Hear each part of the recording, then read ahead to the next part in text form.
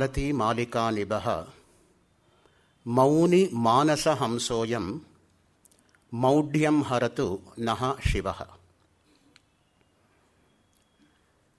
ಯೋಗ ವಾಸಿಷ್ಠ ಉಪನ್ಯಾಸ ಮಾಲಿಕೆಯ ಮೊದಲನೇ ಸರಣಿಯ 2ನೇ ದಿನವಾಗಿರತಕ್ಕಂಥ ಇಂದು ಇದಂ ಪ್ರಥಮವಾಗಿ ಈ ಕಾರ್ಯಕ್ರಮದ ಪ್ರಾಯೋಜಕರಿಗೆ ಹಾಗೂ ತಮ್ಮ ಎಲ್ಲರಿಗೂ ಕೂಡ ವಿನಮ್ರಪೂರ್ವಕವಾಗಿ ವಂದಿಸಿ ತಮ್ಮ ಅನುವನ್ನು ಬೇಡಿ ಯಥಾಮತಿ ಯಥಾಶಕ್ತಿ 2ನೇ ದಿನದ ಉಪನ್ಯಾಸವನ್ನು ಹಂಚಿಕೊಳ್ಳೋ ಪ್ರಯತ್ನವನ್ನು ಮಾಡ್ತಾ ಇದ್ದೀನಿ. ಹಿನ್ನೆಲೆ ಯೋಗ ವಾಸಿಷ್ಠಕ್ಕೆ ಯಾವ ರೀತಿಯಾಗಿ ಕೊಡಬೇಕು ಅನ್ನೋ ಉದ್ದೇಶದಿಂದ ಹಿನ್ನೆಲೆ ರೂಪದಲ್ಲಿ ಕೆಲವು ಮಾತುಗಳನ್ನು ನಿನ್ನೆ ತಮ್ಮ ಹತ್ರ ಹಂಚಿಕೊಂಡಿದ್ದೆ. ಇವತ್ತು ಕೂಡ ಅದನ್ನೇ ನಾನು ಮುಂದುವರಿಸ್ತಾ ಇದ್ದೀನಿ. ಯೋಗ ವಾಸಿಷ್ಠದ ಧ್ಯೇಯ ಏನಪ್ಪ ಅಂತ ಹೇಳಿದರೆ, ಪರಮಾರ್ಥವನ್ನು ಲೌಕಿಕ ಜೀವನದೊಂದಿಗೆ ಸಮೀಕರಿಸ್ತಕ್ಕಂಥದ್ದು. ಇದು ತುಂಬ ಮುಖ್ಯವಾಗಿರತಕ್ಕಂತಹ ಒಂದು ಅಂಶ. ಪರಮಾರ್ಥಕ್ಕೂ ಲೌಕಿಕಕ್ಕೂ ಏನು ಸಂಬಂಧ? ಲೌಕಿಕವನ್ನು ಪಾರಮಾರ್ಥದ ಮಟ್ಟಕ್ಕೆ ಹೇಗೆ ತೆಗೆದುಕೊಂಡು ಹೋಗೋದು? ಇದು ಪ್ರತಿಯೊಬ್ಬ ಆಸ್ತಿಕರಿಗೂ ಕೂಡ ಕಾಡ್ತಕ್ಕಂತಹ ಮೂಲಭೂತ ಪ್ರಶ್ನೆ. ಅದನ್ನೇ ಶ್ರೀರಾಮಚಂದ್ರ ಒಬ್ಬ ಶಿಷ್ಯನಾಗಿ, ಒಬ್ಬ ರಾಜರ್ಷಿಯಾಗಿ ಕೇಳ್ತಕ್ಕಂತಹ ಪ್ರಶ್ನೆಯನ್ನು ವಸಿಷ್ಠರು ಒಬ್ಬ ಬ್ರಹ್ಮರ್ಷಿಯಾಗಿ ಅದಕ್ಕೆ ಸಮಂಜಸವಾದ ಉತ್ತರವನ್ನು ನೀಡ್ತಾ ಬರ್ತಾರೆ. ಪ್ರಶ್ನೆ ಉತ್ತರ, ಪ್ರಶ್ನೆ ಉತ್ತರ, ಆ ರೀತಿಯಾಗಿ ಸಮಗ್ರವಾಗಿರ್ತಕ್ಕಂಥ ಗ್ರಂಥ 32,000 ಶ್ಲೋಕಗಳು 64,000 ಸಾಲುಗಳಲ್ಲಿ ಹರಿದು ಬಂದಿದೆ. ಅಸ್ತಿತ್ವದ ಮೂಲ ಅರಿದೇ ಹೋದರೆ ಮನುಷ್ಯ ಕಡೆ ತನಕ ಅಪೂರ್ಣತೆಯಲ್ಲೇ ತಡಕಬೇಕಾಗತ್ತೆ. ಈ ದೃಷ್ಟಿಯಿಂದ ಉಪನಿಷತ್ಗಳ ಋಷಿವಾಣಿಯೂ ಕೂಡ ಇದೇ ತವಕವನ್ನೇ ಅನೇಕ ಕಡೆ ಅಭಿವ್ಯಕ್ತಿಗೊಳಿಸಿದೆ. ಕಸ್ಮಿನ್ನು ಖಲು ವಿಜ್ಞಾತೆ ಸರ್ವಮಿದಂ ವಿಜ್ಞಾತಂ ಭವತಿ. ಯಾವುದನ್ನು ಅರಿತರೆ ಎಲ್ಲವನ್ನೂ ಅರಿತಂತಾಗತ್ತೋ ಅದು ಯಾವುದು? ಇದು ಮೂಲಭೂತವಾಗಿರ್ತಕ್ಕಂತಹ ಪ್ರಶ್ನೆ. ಇದೇ ಪ್ರಶ್ನೆಯನ್ನೇ ಮನೆಗೆ ಅತ್ಯಂತ ದುರಹಂಕಾರಿಯಾಗಿ ತನ್ನ ತಲೆನೇ ನಿಲ್ಲದೆ ಮನೆಗೆ ಬಂದಂತಹ ಶ್ವೇತಕೇತುವಿಗೆ ತಂದೆ ಕೇಳಿದ ಒಂದು ಪ್ರಶ್ನೆ. ಯಾವುದಪ್ಪ ಅದು? ಯಾವ ಒಂದನ್ನು ಅರಿತರೆ ಎಲ್ಲವೂ ಅರಿತಂತಾಗತ್ತೋ ಅದು ಯಾವುದು? ಅದಕ್ಕೆ ಅವನು ಕೊಡೋ ಉತ್ತರ ಏನು ಅಂದರೆ, ನನ್ನ ಗುರುಗಳು ನನಗೆ ಅದನ್ನು ಹೇಳ್ಕೊಡ್ಲಿಲ್ಲ, ನನ್ನ ಗುರುಗಳಿಗೆ ಗೊತ್ತಿಲ್ಲ ಅಂತ ಹೇಳಿದ. ಓಹೋ, ಯಾಕೋ ಇವನಿಗೆ ಅಹಂಕಾರ ತಲೆಗೆ ಹೋಗಿದೆ ಅಂತ ತಿಳ್ಕೊಂಡು ತಂದೆನೇ ಮಗನನ್ನು ಕೂರಿಸ್ಕೊಂಡು ಬೋಧನೆ ಮಾಡ್ತಾನೆ. ಆ ಒಂದು ತತ್ವವನ್ನು ಎಷ್ಟು ಸ್ಪಷ್ಟವಾಗಿ ಹೇಳ್ತಾನೆ ಅಂದರೆ,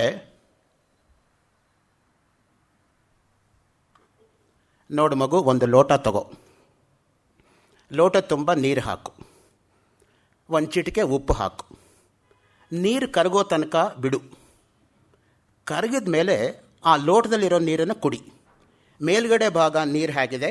ಉಪ್ಪಾಗಿದೆ. ಮಧ್ಯಭಾಗ ನೀರು ಹೇಗಿದೆ? ಉಪ್ಪಾಗಿದೆ. ಕೆಳಗಡೆ ಭಾಗ ನೀರು ಹೇಗಿದೆ? ಉಪ್ಪಾಗಿದೆ. ಉಪ್ಪು ಕಣ್ಣಿಗೆ ಕಾಣಿಸ್ತಾ ಇದೆಯೋ? ಕಾಣಿಸ್ತಾ ಇಲ್ಲ. ಹಾಗಿದ್ರೆ ನೀರು ಉಪ್ಪಾಗಿದೆ ಅಂತ ಹೇಗೆ ಹೇಳ್ತೀಯಪ್ಪ? ನೀರನ್ನು ನೀನು ಕುಡಿದಾಗ ನಾಲಿಗೆಗೆ ರುಚಿ ಅನುಭವಕ್ಕೆ ಬರುತ್ತೆ. ನೀನು ಪ್ರತ್ಯಕ್ಷವಾಗಿ ಕಣ್ಣಿಂದ ಕಾಣತಕ್ಕಂಥ ನೀರನ್ನೇ ಉಪ್ಪು ನೀರು ಅಂತ ರುಚಿ ನೋಡಿ ಅನುಭವದಿಂದ ಕಂಡುಕೋಬೇಕಾದ್ರೆ ಆತ್ಮ ಅಥವಾ ಬ್ರಹ್ಮ ವಸ್ತುವನ್ನು ಅನುಭವ ಇಲ್ಲದೆ ಹೇಗಪ್ಪ ತಿಳ್ಕೊತೀಯ?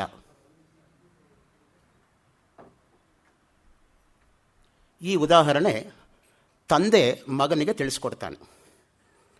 ನಮ್ಮಲ್ಲಿ ಹಿಂದಿನ ಕಾಲದಲ್ಲಿ ತಂದೆ ಎಷ್ಟೇ ವಿದ್ಯಾವಂತನಾದರೂ ಕೂಡ ಮಗನಿಗೆ ತಾನು ಪಾಠ ಹೇಳ್ತಾ ಇರಲಿಲ್ಲ. ಏಕೆಂದರೆ ಅಯ್ಯೋ ನನ್ನ ಮಗ, ಇವನಿಗೆ ಹೊಡಿಬಾರ್ದು, ಇವನಿಗೆ ಶಿಕ್ಷೆ ಕೊಡಬಾರ್ದು ಅಂತ ಒಂದು ಮಮಕಾರ ಬಂದ್ಬಿಡುತ್ತೆ ನೋಡಿ. ಅದನ್ನು ತನ್ನ ಸ್ನೇಹಿತನ ಮನೆಗೆ ಕಳಿಸೋನು, ನೀನು ಹೇಳ್ಕೊಡು ನನ್ನ ಮಗನಿಗೆ ಅಂತ. ಸೊ ಆ ದೃಷ್ಟಿಯಿಂದ ವಿದ್ಯಾಭ್ಯಾಸವನ್ನು ಎಷ್ಟು ಕಷ್ಟಪಟ್ಟು ಕಲಿತರೆ ಅಷ್ಟು ಕೊನೆಗೆ ಒಳ್ಳೆಯದಾಗತ್ತೆ. ನಾವೇನು ಮಾಡ್ತೀವಿ ಅಂದರೆ ವಿದ್ಯಾಭ್ಯಾಸದಲ್ಲೇ ಸುಖ ಬಯಸಿಬಿಡ್ತೀವಿ, ಅದರಿಂದ ಶಾಶ್ವತ ಸುಖ ಕಳ್ಕೊಂಡ್ಬಿಡ್ತೀವಿ. ಸುಖ ಅರ್ಥಿ ಚೇತ್ ತ್ಯಜೇತ್ ವಿದ್ಯಾ, ವಿದ್ಯಾರ್ಥಿ ಚೇತ್ ತ್ಯಜೇತ್ ಸುಖಂ, ಕುತಃ ವಿದ್ಯಾರ್ಥಿನ ಸುಖಂ. ಅದಕ್ಕೆ ಸುಭಾಷಿತಕಾರರು ಹೇಳೋದು, ಸುಖ ಬೇಕಾ ವಿದ್ಯಾರ್ಥಿ ದೆಸೆ ಬಿಟ್ಬಿಡು, ವಿದ್ಯಾರ್ಥಿ ದೆಸೆ ಬೇಕಾ ಸುಖ ಬಿಟ್ಬಿಡು. ಹಾಗಿರುವಾಗ ಅಧ್ಯಾಪಕನಾಗಿರೋನು ನಿತ್ಯ ವಿದ್ಯಾರ್ಥಿ. ಅದನ್ನು ನಾವು ಮನಸ್ಸಲ್ಲಿ ಇಟ್ಕೋಬೇಕು. ಅಧ್ಯಾಪಕರು ಸುಖ ಪಡೋ ಹಾಗೆ ಇಲ್ಲ. ಅಂದ್ರೆ ಏನು, ಓದೋದೇ ಸುಖ ಅಂತ ಅಷ್ಟೇ, ಅದಕ್ಕಿಂತ ಇನ್ನೇನಿದೆ ಸುಖ?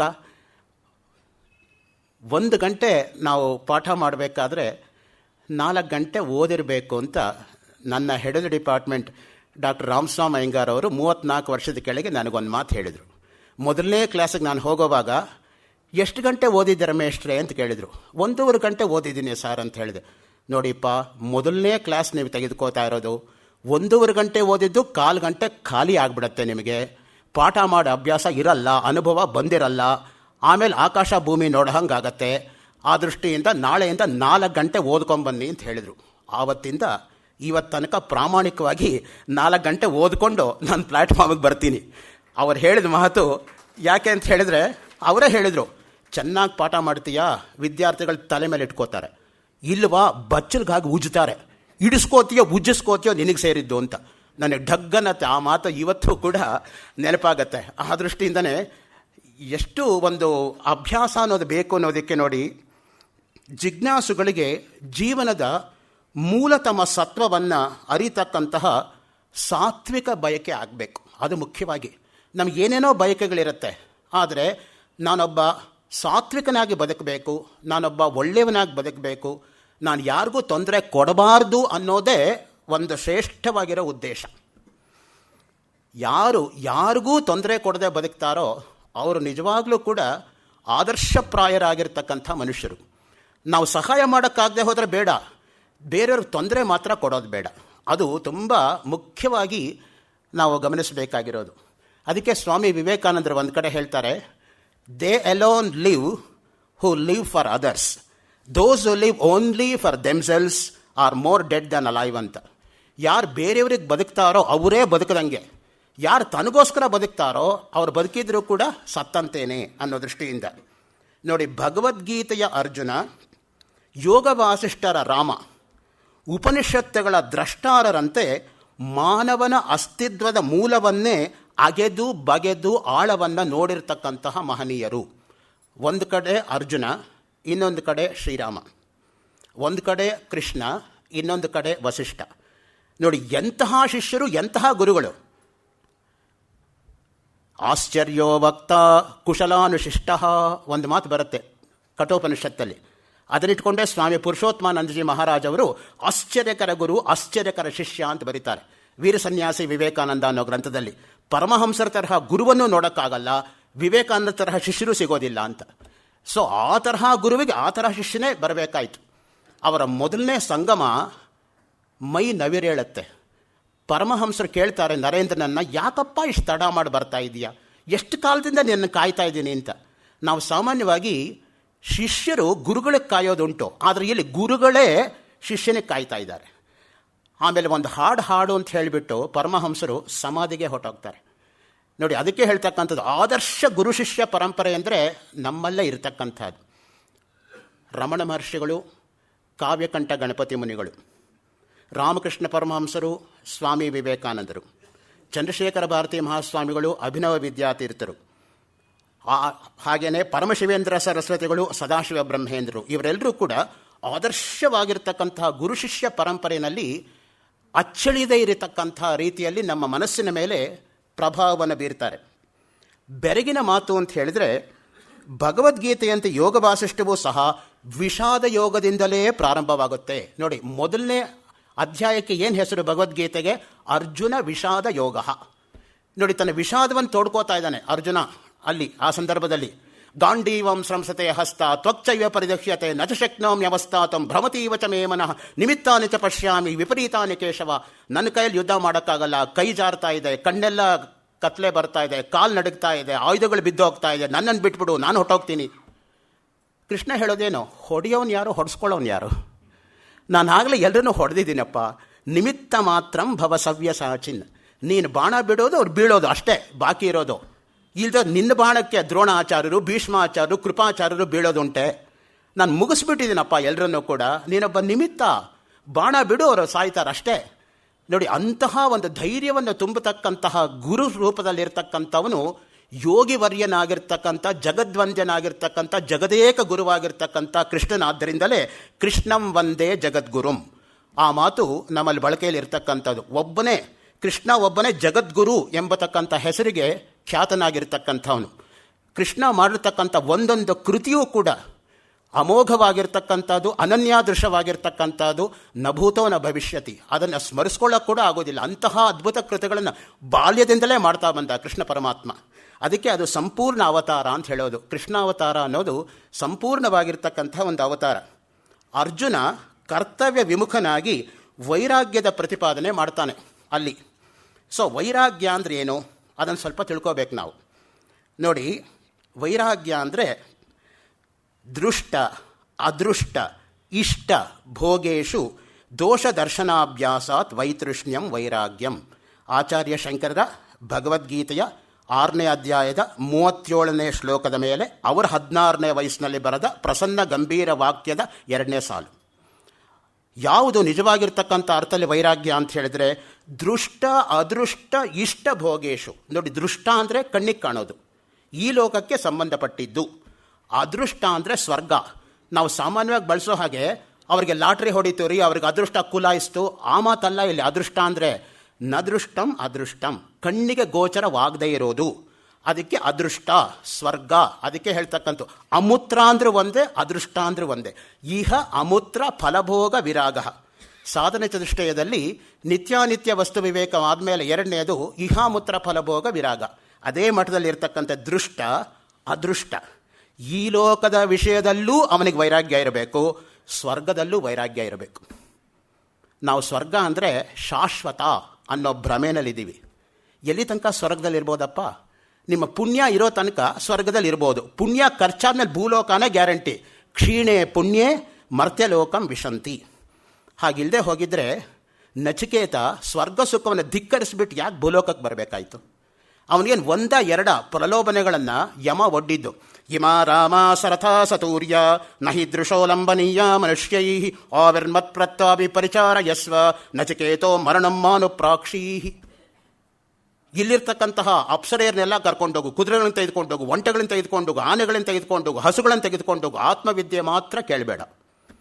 ಅದಕ್ಕೆ ನಚಿಕೇತ ಕೊಟ್ಟ ಉತ್ತರ ಏನು? ತವೈವ ವಾಹಸ್ತವ ನೃತ್ಯ ಗೀತೆ. ಅದೆಲ್ಲ ನೀನೇ ಇಟ್ಕೋಪ, ಅದು ಯಾವುದು ನನಗೆ ಬೇಕಾಗಿಲ್ಲ. 3 ವರ ಕೊಡ್ತೀನಿ ಅಂತ ನೀನು ಹೇಳಿದವನು, ನಾನು ಬೇಡಲಿಲ್ಲ 3 ವರ ಕೊಡು ಅಂತ. 2ನೇದಾಗಿ, ಒಬ್ಬ ಮನೆಯಲ್ಲಿ ಕಾದಿರ್ತಕ್ಕಂಥ ಅತಿಥಿಯನ್ನು ಬರಿ ಕೈಯಲ್ಲಿ ಕಳಿಸ್ತಕ್ಕಂಥದ್ದು ಸದ್ಗೃಹಸ್ಥನಾಗಿರ್ತಕ್ಕಂಥ ನಿನಗೆ ಧರ್ಮ ಅಲ್ಲ. 3ನೇದು, ಜಿಜ್ಞಾಸುವಾಗಿ ಯಾರಾದರೂ ಪ್ರಶ್ನೆ ಕೇಳಿದ್ರೆ ಗೊತ್ತಿದ್ದು ಉತ್ತರ ಕೊಡದೆ ಹೋದರೆ ಗುರುಗೆ ಪಾಪ ಬರುತ್ತೆ, ಕೊಡು ನನಗೆ. ನೋಡಿ, 3 ಕಡೆಯಿಂದ ಯಮನನ್ನು ಕಟ್ಟಾಕ್ಬಿಟ್ಟ ನಚಿಕೇತ. ನಚಿಕೇತನ ವಯಸ್ಸೇನು, ಯಮನ ವಯಸ್ಸೇನು? ಅದಕ್ಕೆ ಸ್ವಾಮಿ ವಿವೇಕಾನಂದರು ಬರೆಯೋದು, give me 10 Nachiketas, I will transform this Kaliyuga back to Kritayuga ಅಂತ. Where to find 10 Nachiketas? He himself should be reborn again ಅಷ್ಟೇ. ವಿವೇಕಾನಂದರು ಮತ್ತೆ ಹುಟ್ಟು ಬರಬೇಕಷ್ಟೇ. ಇದು ಸಾಧ್ಯವೇ ಇಲ್ಲದೆ ಹೋದರೆ ವಿವೇಕಾನಂದರ ಒಂದು ಪ್ರಜ್ಞೆ ಏನು, ಅವರ ಒಂದು ದೇಹ ಸೌಷ್ಠವ ಏನು, ಆ ದೃಷ್ಟಿಯಿಂದನೇ ಹೇಳ್ತಕ್ಕಂಥದ್ದು. ನೋಡಿ, ಅವರು ಕ್ಲಾಸ್ ರೂಮಲ್ಲಿ ಅಧ್ಯಾಪಕರು ಪಾಠ ಮಾಡ್ತಾ ಇದ್ದಾಗ ಸುಮ್ಮನೆ ಹಿಂಗೆ ಕೂತ್ಕೊಂಡು ಕೇಳ್ತಾ ಇದ್ರಂತೆ ಅರ್ಧ ಗಂಟೆ. ಅಧ್ಯಾಪಕರು ಕೇಳಿದ್, ಏನಪ್ಪ ಒಂದು ವಾಕ್ಯ ಅದು ತಲೆ ಒಳಗೆ ಹೋಯ್ತಾ ಅಂತ. 1 ಅಕ್ಷರ ಬಿಡದೆ ಅರ್ಧ ಗಂಟೆ ಲೆಕ್ಚರ್ ವಾಪಸ್ ಒಪ್ಸಿದ್ರಂತೆ. ಒಂದು ಸಲ ಕೇಳಿದ್ರೆ ಆ ರೀತಿ ಗ್ರಹಿಸ್ತಕ್ಕಂಥ ಶಕ್ತಿ ಇತ್ತು ಅವರಿಗೆ. ಅದಕ್ಕೆ ಅವ್ರು ಹೇಳೋದು, education is not collection of facts, it is concentration of mind. ಸುಮ್ಮನೆ ಎಷ್ಟು ನೀನು ಕಲೆಕ್ಟ್ ಮಾಡ್ಕೋತೀಯಾ ಅಂತಲ್ಲ ಫ್ಯಾಕ್ಟ್ಸ್ ಇಂಪಾರ್ಟೆಂಟು, ಎಷ್ಟು ಅರಗಿಸ್ಕೊಂಡಿದ್ದೀಯಾ ಅಂತ. Education is manifestation of perfection already present in man. Every human being is potentially divine. It's for him to realise his inward potency. ಆ ದೃಷ್ಟಿಯಿಂದ ಅವರು ಹೇಳ್ತಕ್ಕಂಥ ಮಾತು ಒಂದೊಂದು ಕೂಡ ರೋಮಾಂಚವಾಗತಕ್ಕಂತಹ ಮಾತುಗಳು. ದೃಷ್ಟ ಅದೃಷ್ಟ ಇಷ್ಟ ಭೋಗೇಶು. ನಮಗೆ ಯಾವುದು ಅತ್ಯಂತ ಇಷ್ಟವೋ ಅದರ ಬಗ್ಗೆ ವೈರಾಗ್ಯ ಉಂಟಾಗಬೇಕು. ಅದು ನಿಜವಾಗಿರ್ತಕ್ಕಂಥ ವೈರಾಗ್ಯ. ಅಭಾವ ವೈರಾಗ್ಯ ಅಲ್ಲ, ಸ್ಮಶಾನ ವೈರಾಗ್ಯ ಅಲ್ಲ, ಪ್ರಸೂತಿ ವೈರಾಗ್ಯ ಅಲ್ಲ. ಇದು ನಿಜವಾಗಿರ್ತಕ್ಕಂತಹ ವೈರಾಗ್ಯ. ದೋಷ ದರ್ಶನ ಅಭ್ಯಾಸಾತ್. ಅದರಲ್ಲಿ ನಾವು ದೋಷವನ್ನು ಕಂಡುಕೊಂಡು ಈ ಲೋಕದ ಭೋಗ ಶಾಶ್ವತವಲ್ಲ, ಸ್ವರ್ಗ ಸುಖ ಶಾಶ್ವತವಲ್ಲ ಅನ್ನೋದನ್ನು ನಾವು ಕಂಡುಕೊಂಡು ವೈತೃಷ್ಣ್ಯಂ. ಯಾರಿಗೆ ಆಸೆ ದೂರವಾಗುತ್ತೋ ಅವರು ವಿರಾಗಿಗಳು. ವಿಗತಃ ರಾಗ ಯಸ್ಮಾತ್. ಯಾರಿಂದ ರಾಗದ್ವೇಷಗಳು ದೂರವಾಗಿದೆಯೋ ಅವನ ವಿರಾಗಿ.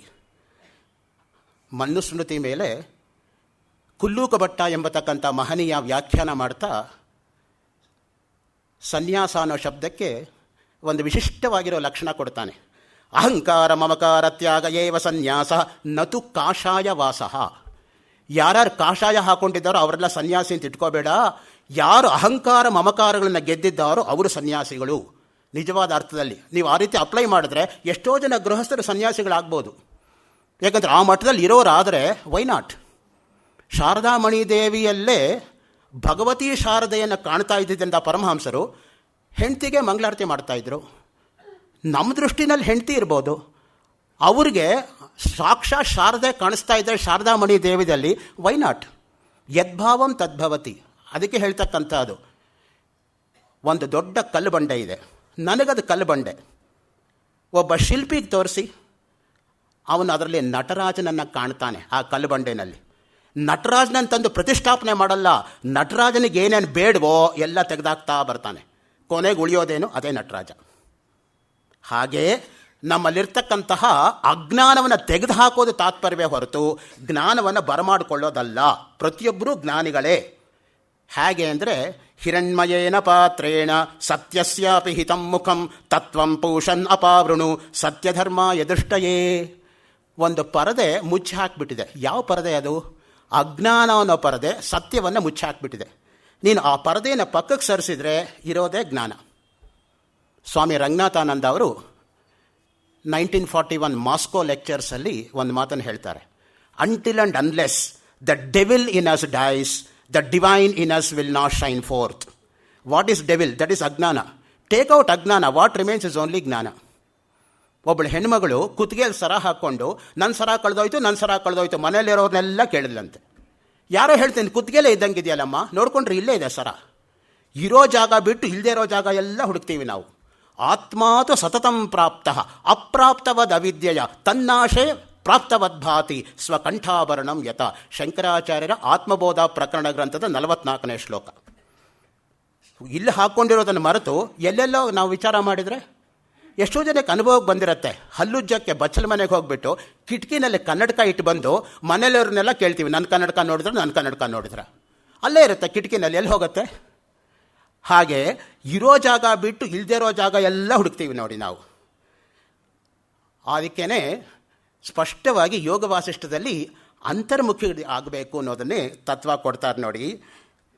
ಭೋಗೇ ರೋಗ ಭಯಂ ಕುಲೇ ಚ್ಯುತಿ ಭಯಂ ವಿತ್ತೇ ನೃಪಾಲಾದ್ ಭಯಂ ಮಾನೇ ದೈನ್ಯ ಭಯಂ ಬಲೇ ರಿಪು ಭಯಂ ರೂಪೇ ಜರಾಯ ಭಯಂ ಶಾಸ್ತ್ರೇ ವಾದ್ಯ ಭಯಂ ಗುಣೇ ಖಲ ಭಯಂ ಕಾಯೇ ಕೃತಾಂತಾದ್ ಭಯಂ ಸರ್ವಂ ವಸ್ತು ಭಯಾನ್ವಿತಂ ಭುವಿ ನೃಣಾಂ ವೈರಾಗ್ಯಮೇವ ಅಭಯಂ. ನಮಗೆ ಅಭಯ ಕೊಡೋದು ಯಾವುದು? ವೈರಾಗ್ಯ ಒಂದೇ. ಮಿಕ್ಕ ಎಲ್ಲರಲ್ಲೂ ಭಯ ನಮಗುಂಟೆ ಆಗೇ ಆಗತ್ತೆ. ಭೋಗೇ ರೋಗ ಭಯಂ. ನಾನು ತುಂಬ ಈ ಲೋಕದ ವಸ್ತುಗಳನ್ನು ಅನುಭವಿಸ್ತೀನಿ, ಇಂದ್ರಿಯ ಸುಖ ಪಡ್ತೀನಿ ಅಂದರೆ ರೋಗ ತಾನೇ ಕಾದ್ಕೊಂಡಿರತ್ತೆ. ಅದಕ್ಕೆ ಹೇಳ್ತಕ್ಕಂಥದ್ದು, 1 ಹೊತ್ತು ಉಂಡವನು ಯೋಗಿ, 2 ಹೊತ್ತು ಉಂಡವನು ಭೋಗಿ, 3 ಹೊತ್ತು ಉಂಡವನು ರೋಗಿ, 4 ಹೊತ್ತು ಉಂಡವನು ಎತ್ಕೊಂಡೋಗಿ ಅಂತ. ಅದಕ್ಕೊಂದು ಮಿತಿ ಇಲ್ವಾ? ಪ್ರತಿಯೊಂದಕ್ಕೂ ಕೂಡ ಭೋಗೇ ರೋಗ ಭಯಂ ಕುಲೇ ಚ್ಯುತಿ ಭಯಂ. ನಾನು ಬಹಳ ಸತ್ಕುಲದಲ್ಲಿ ಹುಟ್ಟಿದ್ದೀನಿ ಅಂದರೆ ಎಲ್ಲಿ ಆ ಕುಲದ ಮರ್ಯಾದೆಯಿಂದ ಜಾರ್ತೀನೋ ಎಂಬತಕ್ಕಂಥ ಭಯ. ಅದಕ್ಕೆ ಅನುಗುಣವಾಗಿ ನಡ್ಕೊಳ್ಳೋದಕ್ಕೆ ಎಲ್ಲಿ ಆಗೋದಿಲ್ವೋ ಅನ್ನೋ ಭಯ. ವಿತ್ತೇ ನೃಪಾಲಾದ್ ಭಯಂ. ಹಣ ಇದೆ ಅಂದರೆ ಯಾವ ರಾಜ ಬಂದು ತೆರಿಗೆ ಹಾಕಿ ಹೊಡ್ಕೊಂಡು ಹೋಗ್ತಾನೋ ಅಂತ ಭಯ. ಆಗಿನ ಕಾಲದಲ್ಲಿ ರಾಜರು, ಈಗಿನ ಕಾಲದಲ್ಲಿ ಗೌರ್ಮೆಂಟ್, ಅಷ್ಟೇ ವ್ಯತ್ಯಾಸ ಇರತಕ್ಕಂಥದ್ದು. ತೆರಿಗೆಯನ್ನು ಯಾರೂ ತಪ್ಪಿಸ್ಕೊಳ್ಳೋಕ್ಕಾಗಲ್ಲ. ಜಾನ್ ಡನ್ ಒಂದು ಸಾನೆಟಲ್ಲಿ ಹೇಳ್ತಾನೆ, there are only 2 things which are certain in life, paying taxes and death ಅಂತ. All other things are uncertain in life, these are the only 2 certain things. ತೆರಿಗೆನೂ ಯಾರೂ ತಪ್ಪಿಸ್ಕೊಳ್ಳೋಕ್ಕಾಗಲ್ಲ, ಸಾವನ್ನು ಯಾರೂ ತಪ್ಪಿಸ್ಕೊಳ್ಳೋಕ್ಕಾಗಲ್ಲ, ಮಿಕ್ಕೆಲ್ಲವೂ ಕೂಡ ಅನಿಶ್ಚಿತ ಅನ್ನೋದಷ್ಟು 2 ನಿಶ್ಚಿತವಾಗಿರ್ತಕ್ಕಂಥದ್ದು. ತೆರಿಗೆ ಹೇಗೆ ವಸೂಲಿ ಮಾಡಬೇಕು ಅನ್ನೋದಕ್ಕೆ ಕೌಟಿಲ್ಯ ಅರ್ಥಶಾಸ್ತ್ರದಲ್ಲಿ ಒಂದು ಒಳ್ಳೆಯ ಉದಾಹರಣೆ ಕೊಡ್ತಾನೆ. ಒಂದು ದುಂಬಿ ಒಂದು ಹೂವಿನಿಂದ ಮತ್ತೊಂದು ಹೂವಿಗೆ ಹೋಗಿ ಹೂವಿಗೆ ತೊಂದರೆ ಕೊಡದೇ ಇರೋ ಹಾಗೆ ಮಧುವನ್ನು ಹೇಗೆ ಶೇಖರಣೆ ಮಾಡುತ್ತೋ ಹಾಗೆ ರಾಜನಾಗಿರ್ತಕ್ಕಂಥವನು ಒಬ್ಬ ಪ್ರಜೆಯಿಂದ ಮತ್ತೊಬ್ಬ ಪ್ರಜೆಗೆ ಹೋಗಿ ನೋವನ್ನು ಉಂಟು ಮಾಡದೆ, ಬಾಧೆ ಕೊಡದೆ ತೆರಿಗೆಯನ್ನು ವಸೂಲಿ ಮಾಡಬೇಕು ಅಂತ. ಪುಷ್ಪಾತ್ ಪುಷ್ಪಂ ವಿಚಿನ್ವೀತ, ಅದು ಕೌಟಿಲ್ಯ ಅರ್ಥಶಾಸ್ತ್ರದಲ್ಲಿ ಕೊಡ್ತಕ್ಕಂತಹ ಒಂದು ಉದಾಹರಣೆ. ಪುಷ್ಪದಿಂದ ಪುಷ್ಪಕ್ಕೆ ಹೋಗಬೇಕು ಅನ್ನೋ ದೃಷ್ಟಿಯಿಂದನೇ ನಿಜವಾದ ಅರ್ಥದಲ್ಲಿ ಒಬ್ಬ ಗುರುವಿನಿಂದ ಮತ್ತೊಬ್ಬ ಗುರುವಿನ ಹತ್ರ ಹೋಗಿ ವಿದ್ಯಾಭ್ಯಾಸವನ್ನು ಮಾಡಬೇಕು. ವಿದ್ಯೆ ಅನ್ನೋದಕ್ಕೆ ಕೊನೆಯೇ ಇಲ್ಲ ನೋಡಿ. ಒಬ್ಬ ಮನೆಯಲ್ಲಿ ಮೂರ್ಖನನ್ನು ತಟ್ಕೋತಾರೆ, ಒಂದು ಗ್ರಾಮದಲ್ಲಿ ಪ್ರಭುವನ್ನು ತಟ್ಕೋತಾರೆ, ಒಂದು ರಾಜ್ಯದಲ್ಲಿ ರಾಜನನ್ನು ತಟ್ಕೋತಾರೆ. ಆದರೆ ವಿದ್ವಾಂಸ ಎಲ್ಲಿ ಹೋದರೂ ಮರ್ಯಾದೆ ಇರುತ್ತೆ ಅಂತ. ವಿದ್ವಾನ್ ಸರ್ವತ್ರ ಪೂಜ್ಯತೆ. ಯಾರಾದರೂ ಇವತ್ತು ಬೆಳಗ್ಗೆ 6:15 ಮಾರ್ಗದರ್ಶನ ಕಾರ್ಯಕ್ರಮ ಚಂದನ ಟಿ ವಿಯಲ್ಲಿ ನೋಡಿದರೆ ಅದನ್ನೇ ಮಾತಾಡಿದ್ದೆ. ಇರಲಿ. ಸೊ ವಿತ್ತೇ ನೃಪಾಲಾದ್ ಭಯಂ. ಸೊ ವಿತ್ತದಿಂದ ಆ ಭಯ ಇದ್ದೇ ಇರುತ್ತೆ ಯಾವತ್ತೂ ಕೂಡ. ನೋಡಿ, ಹಣ ಇದೆ ಅಂದರೆ ರಾಜನ ಭಯ ಅಲ್ಲಿರ್ತಕ್ಕಂಥದ್ದು. ಮಾನೇ ದೈನ್ಯ ಭಯಂ. ನಾನು ತುಂಬ ಮಾನವಂತ ಅಂತ ಅಂದ್ಕೊಂಡ್ರೆ ಎಲ್ಲಿ ನನಗೆ ತೊಂದರೆ ಆಗಿ ಇನ್ನೊಬ್ಬರ ಮುಂದೆ ಕೈ ಚಾಚೋ ಸ್ಥಿತಿ ಬರುತ್ತೋ ಅನ್ನೋ ಭಯ. ನೋಡಿ, ಭಗವದ್ಗೀತೆಯಲ್ಲಿ ಭಕ್ತ 2 ಕೇಳ್ಕೋತಾನೆ.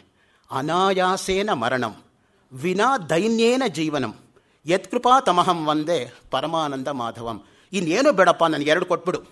ಯಾರ ಕೈಗೂ ಸಿಗದೆ ನನ್ನನ್ನು ಕರ್ಕೊಂಡ್ಬಿಡು. ಇನ್ನೊಬ್ಬರಿಗೆ ದದಾಮೀನೋ ಸ್ಥಿತಿ ಇಲ್ಲದೆ ಹೋದರೂ ಕೂಡ ದೇಹಿನೋ ಸ್ಥಿತಿಗೆ ಇಳಿಸ್ಬೇಡಪ್ಪ.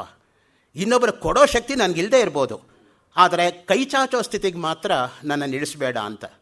ಅದೇ ಕರ್ಣನ ಪಾತ್ರದಲ್ಲಿ ಬರ್ತಕ್ಕಂತಹ ಶ್ರೇಷ್ಠವಾಗಿರ್ತಕ್ಕಂಥ ಉದಾಹರಣೆ ನೋಡಿ. ಇಂದ್ರ ತನ್ನ ಮಗನಾಗಿರ್ತಕ್ಕಂಥ ಅರ್ಜುನನಿಗೆ ಸಹಾಯ ಆಗಬೇಕು ಅಂತ ಕವಚ ಕುಂಡಲಗಳನ್ನು ಕೇಳೋದಕ್ಕೆ ಒಬ್ಬ ಬ್ರಾಹ್ಮಣ ರೂಪದಲ್ಲಿ ಬಂದು ಭವತಿ ಭಿಕ್ಷಾಂ ದೇಹಿ ಅಂತ ಕೇಳಿದಾಗ ಕರ್ಣ ಕಿಮಹಂ ದದಾಮಿ ಗೋಸಹಸ್ರಂ ದದಾಮಿ.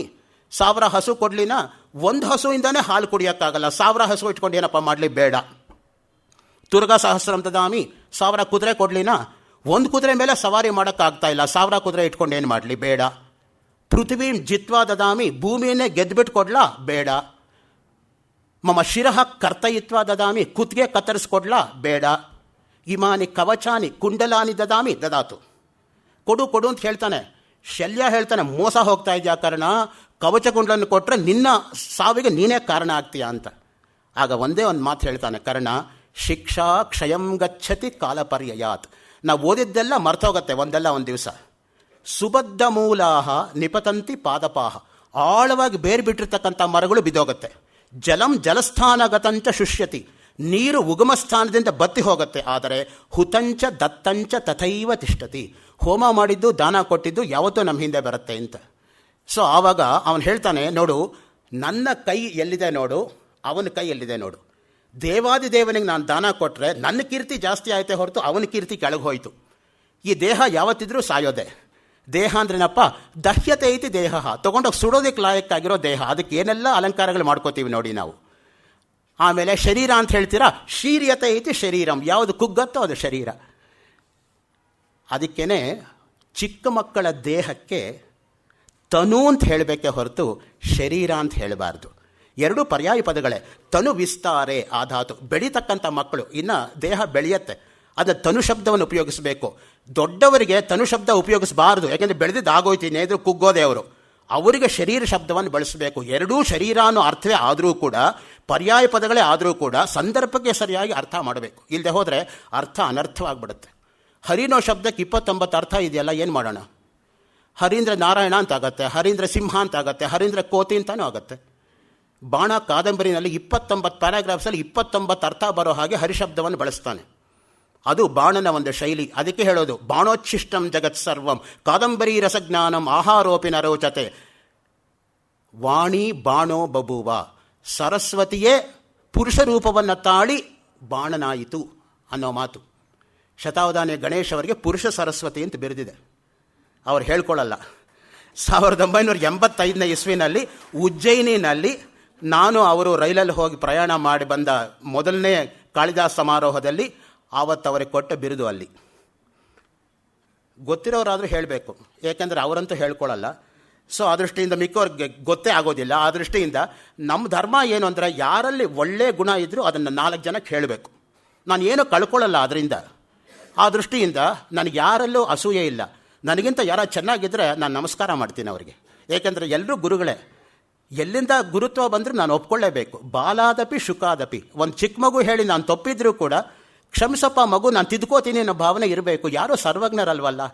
ಸೊ ಆ ದೃಷ್ಟಿಯಿಂದ ಮುಖ್ಯವಾಗಿ ಮಾನೇ ದೈನ್ಯ ಭಯಂ ಬಲೆ ರಿಪು ಭಯಂ. ನನ್ನ ಸಮಾನ ಬಲ ಇರೋವರೇ ಇಲ್ಲ ಅಂದರೆ ಶತ್ರು ಬಂದು ಎಲ್ಲಿ ಹೊಡೆದಾಕ್ತಾನೋ ಅಂತ ಭಯ. ಇವನಿಗಿಂತ ಜಾಸ್ತಿ ಬಲ ಇರೋವನು ಬಂದು ಇವನು ಮುಗಿಸ್ತಾನಲ್ಲ, ಎಲ್ಲಿ ಕೊನೆ ಮೊದಲು? ರೂಪೇ ಜರಾಯ ಭಯಂ. ನನ್ನ ಸಮಾನ ರೂಪವಂತರೇ ಇಲ್ಲ ಅಂದರೆ ಮುಪ್ಪು ಅಲ್ಲೇ ಕಾದ್ಕೊಂಡಿರತ್ತೆ. ಅದಕ್ಕೆ ವರ್ಣನೆ ಮಾಡ್ತಾನೆ ಅಶ್ವಘೋಷ ಬುದ್ಧಚರಿತ ಎಂಬತಕ್ಕಂಥ ಮಹಾಕಾವ್ಯದಲ್ಲಿ. ವ್ಯಾಘ್ರೀವತಿಷ್ಠತಿ ಜರಾ ಪರಿತರ್ಜಯಂತಿ ರೋಗಾಶ್ಚ ಶತ್ರವಯವ ಪ್ರಹರಂತಿ ದೇಹಂ. ಹೆಣ್ಣು ಹುಲಿ ಹೊಂಚು ಹಾಕಿ ಹಾಕಿ ಹಾಕಿ ಮೇಕೆ ಮೇಲೆ ಹಾಗೆ ನೆಗೆಯುತ್ತೋ, ವೃದ್ಧಾಪ್ಯ ಅನ್ನೋದು ನಮ್ಮ ಬೆನ್ನ ಹಿಂದೆನೇ ನಿಂತ್ಕೊಂಡು ಹೊಂಚು ಹಾಕ್ತಾ ಇದೆಯಂತೆ, ದೇಹದ ಮೇಲೆ ಹೇಗೆ ನೆಗೆಯೋದು ಅಂತ. ಸೊ ಹಾಗೆ ಶತ್ರುಗಳು ದೇಶದ ಮೇಲೆ ಹೊಂಚು ಹಾಕಿ ನೆಗೆಯೋ ಹಾಗೆ ರೋಗಗಳು ದೇಹದ ಮೇಲೆ ಹೊಂಚು ಹಾಕಿ ನೆಗೆಯುತ್ತೆ. ನೆಗೆಯೋದು ಎರಡೂ ಕಾಮನ್ ಫ್ಯಾಕ್ಟರೇ. ಸೊ ಆ ದೃಷ್ಟಿಯಿಂದನೇ ಮುಖ್ಯವಾಗಿ ನಾವು ತಿಳ್ಕೋಬೇಕಾಗಿರೋದು ದೇಹ ಅನ್ನೋದು ಶಾಶ್ವತವಲ್ಲ, ರೂಪ ಯಾವತ್ತೂ ಶಾಶ್ವತವಲ್ಲ. ನಮಗೆ ಬೇಕಾದ ಆಂತರಿಕ ರೂಪವೇ ಹೊರತು ಬಾಹ್ಯ ರೂಪವಲ್ಲ. ಸತ್ಯಂ ಶಿವಂ ಸುಂದರಂ. ಆ ದೃಷ್ಟಿಯಿಂದ ಯಾವುದು ಸತ್ಯವೋ ಅದು ಶಿವ, ಯಾವುದು ಶಿವವೋ ಅದು ಸುಂದರ. ಅದಕ್ಕೆ ಹೇಳು ಸುಂದರಾತಿ ಸುಂದರಂ ಅರವಿಂದ ನಂದ ದರ್ಶನಂ ಅಂತ. ಆಗಸ್ಟ್ 14ನೇ ತಾರೀಕು ರಾತ್ರಿ 12 ಗಂಟೆಗೆ ಭಾರತಕ್ಕೆ ಸ್ವಾತಂತ್ರ್ಯ ಬಂದಾಗ ಅರವಿಂದ್ ಘೋಷ್ ಅವರ ಮೇಲೆ ಕಪಾಲಿ ಶಾಸ್ತ್ರಿಗಳು ಆಶುವಾಗಿ ಹೇಳಿರ್ತಕ್ಕಂಥ ಶ್ಲೋಕ ಸುಂದರಾತಿ ಸುಂದರಂ ಅರವಿಂದ ನಂದ ದರ್ಶನಂ ಅಂತ. ನೋಡಿ, ಅದು ಆಶು ಕವಿತ್ವ ಅಂದರೆ ಆ ರೀತಿಯಾಗಿ ಬರಬೇಕು. ಅದಕ್ಕೆ ಆಶು ಭಾಷಣ, ಆಶು ಕವಿತ್ವ ಅಂತ ಹೇಳ್ತಕ್ಕಂಥದ್ದು. ಕಾವ್ಯಕಂಠ ಯಾತಿಕ ಬೆರೆದು ಬಂದಿದ್ದು ಗಣಪತಿ ಶಾಸ್ತ್ರಿಗಳಿಗೆ 60 ನಿಮಿಷದಲ್ಲಿ 100 ಶ್ಲೋಕ ಅವರ ಬಾಯಿಂದ ಉಡುಪಿನಲ್ಲಿ ಆಚೆ ಬಂದಿದ್ದರಿಂದ ತತ್ವಘಂಟಾ ಶತಕ ಅಂತ ಹೆಸರು ಬಂದಿದ್ದರಿಂದ ಕಾವ್ಯಕಂಠನ ಬೆರೆದು ಬಂತವರಿಗೆ.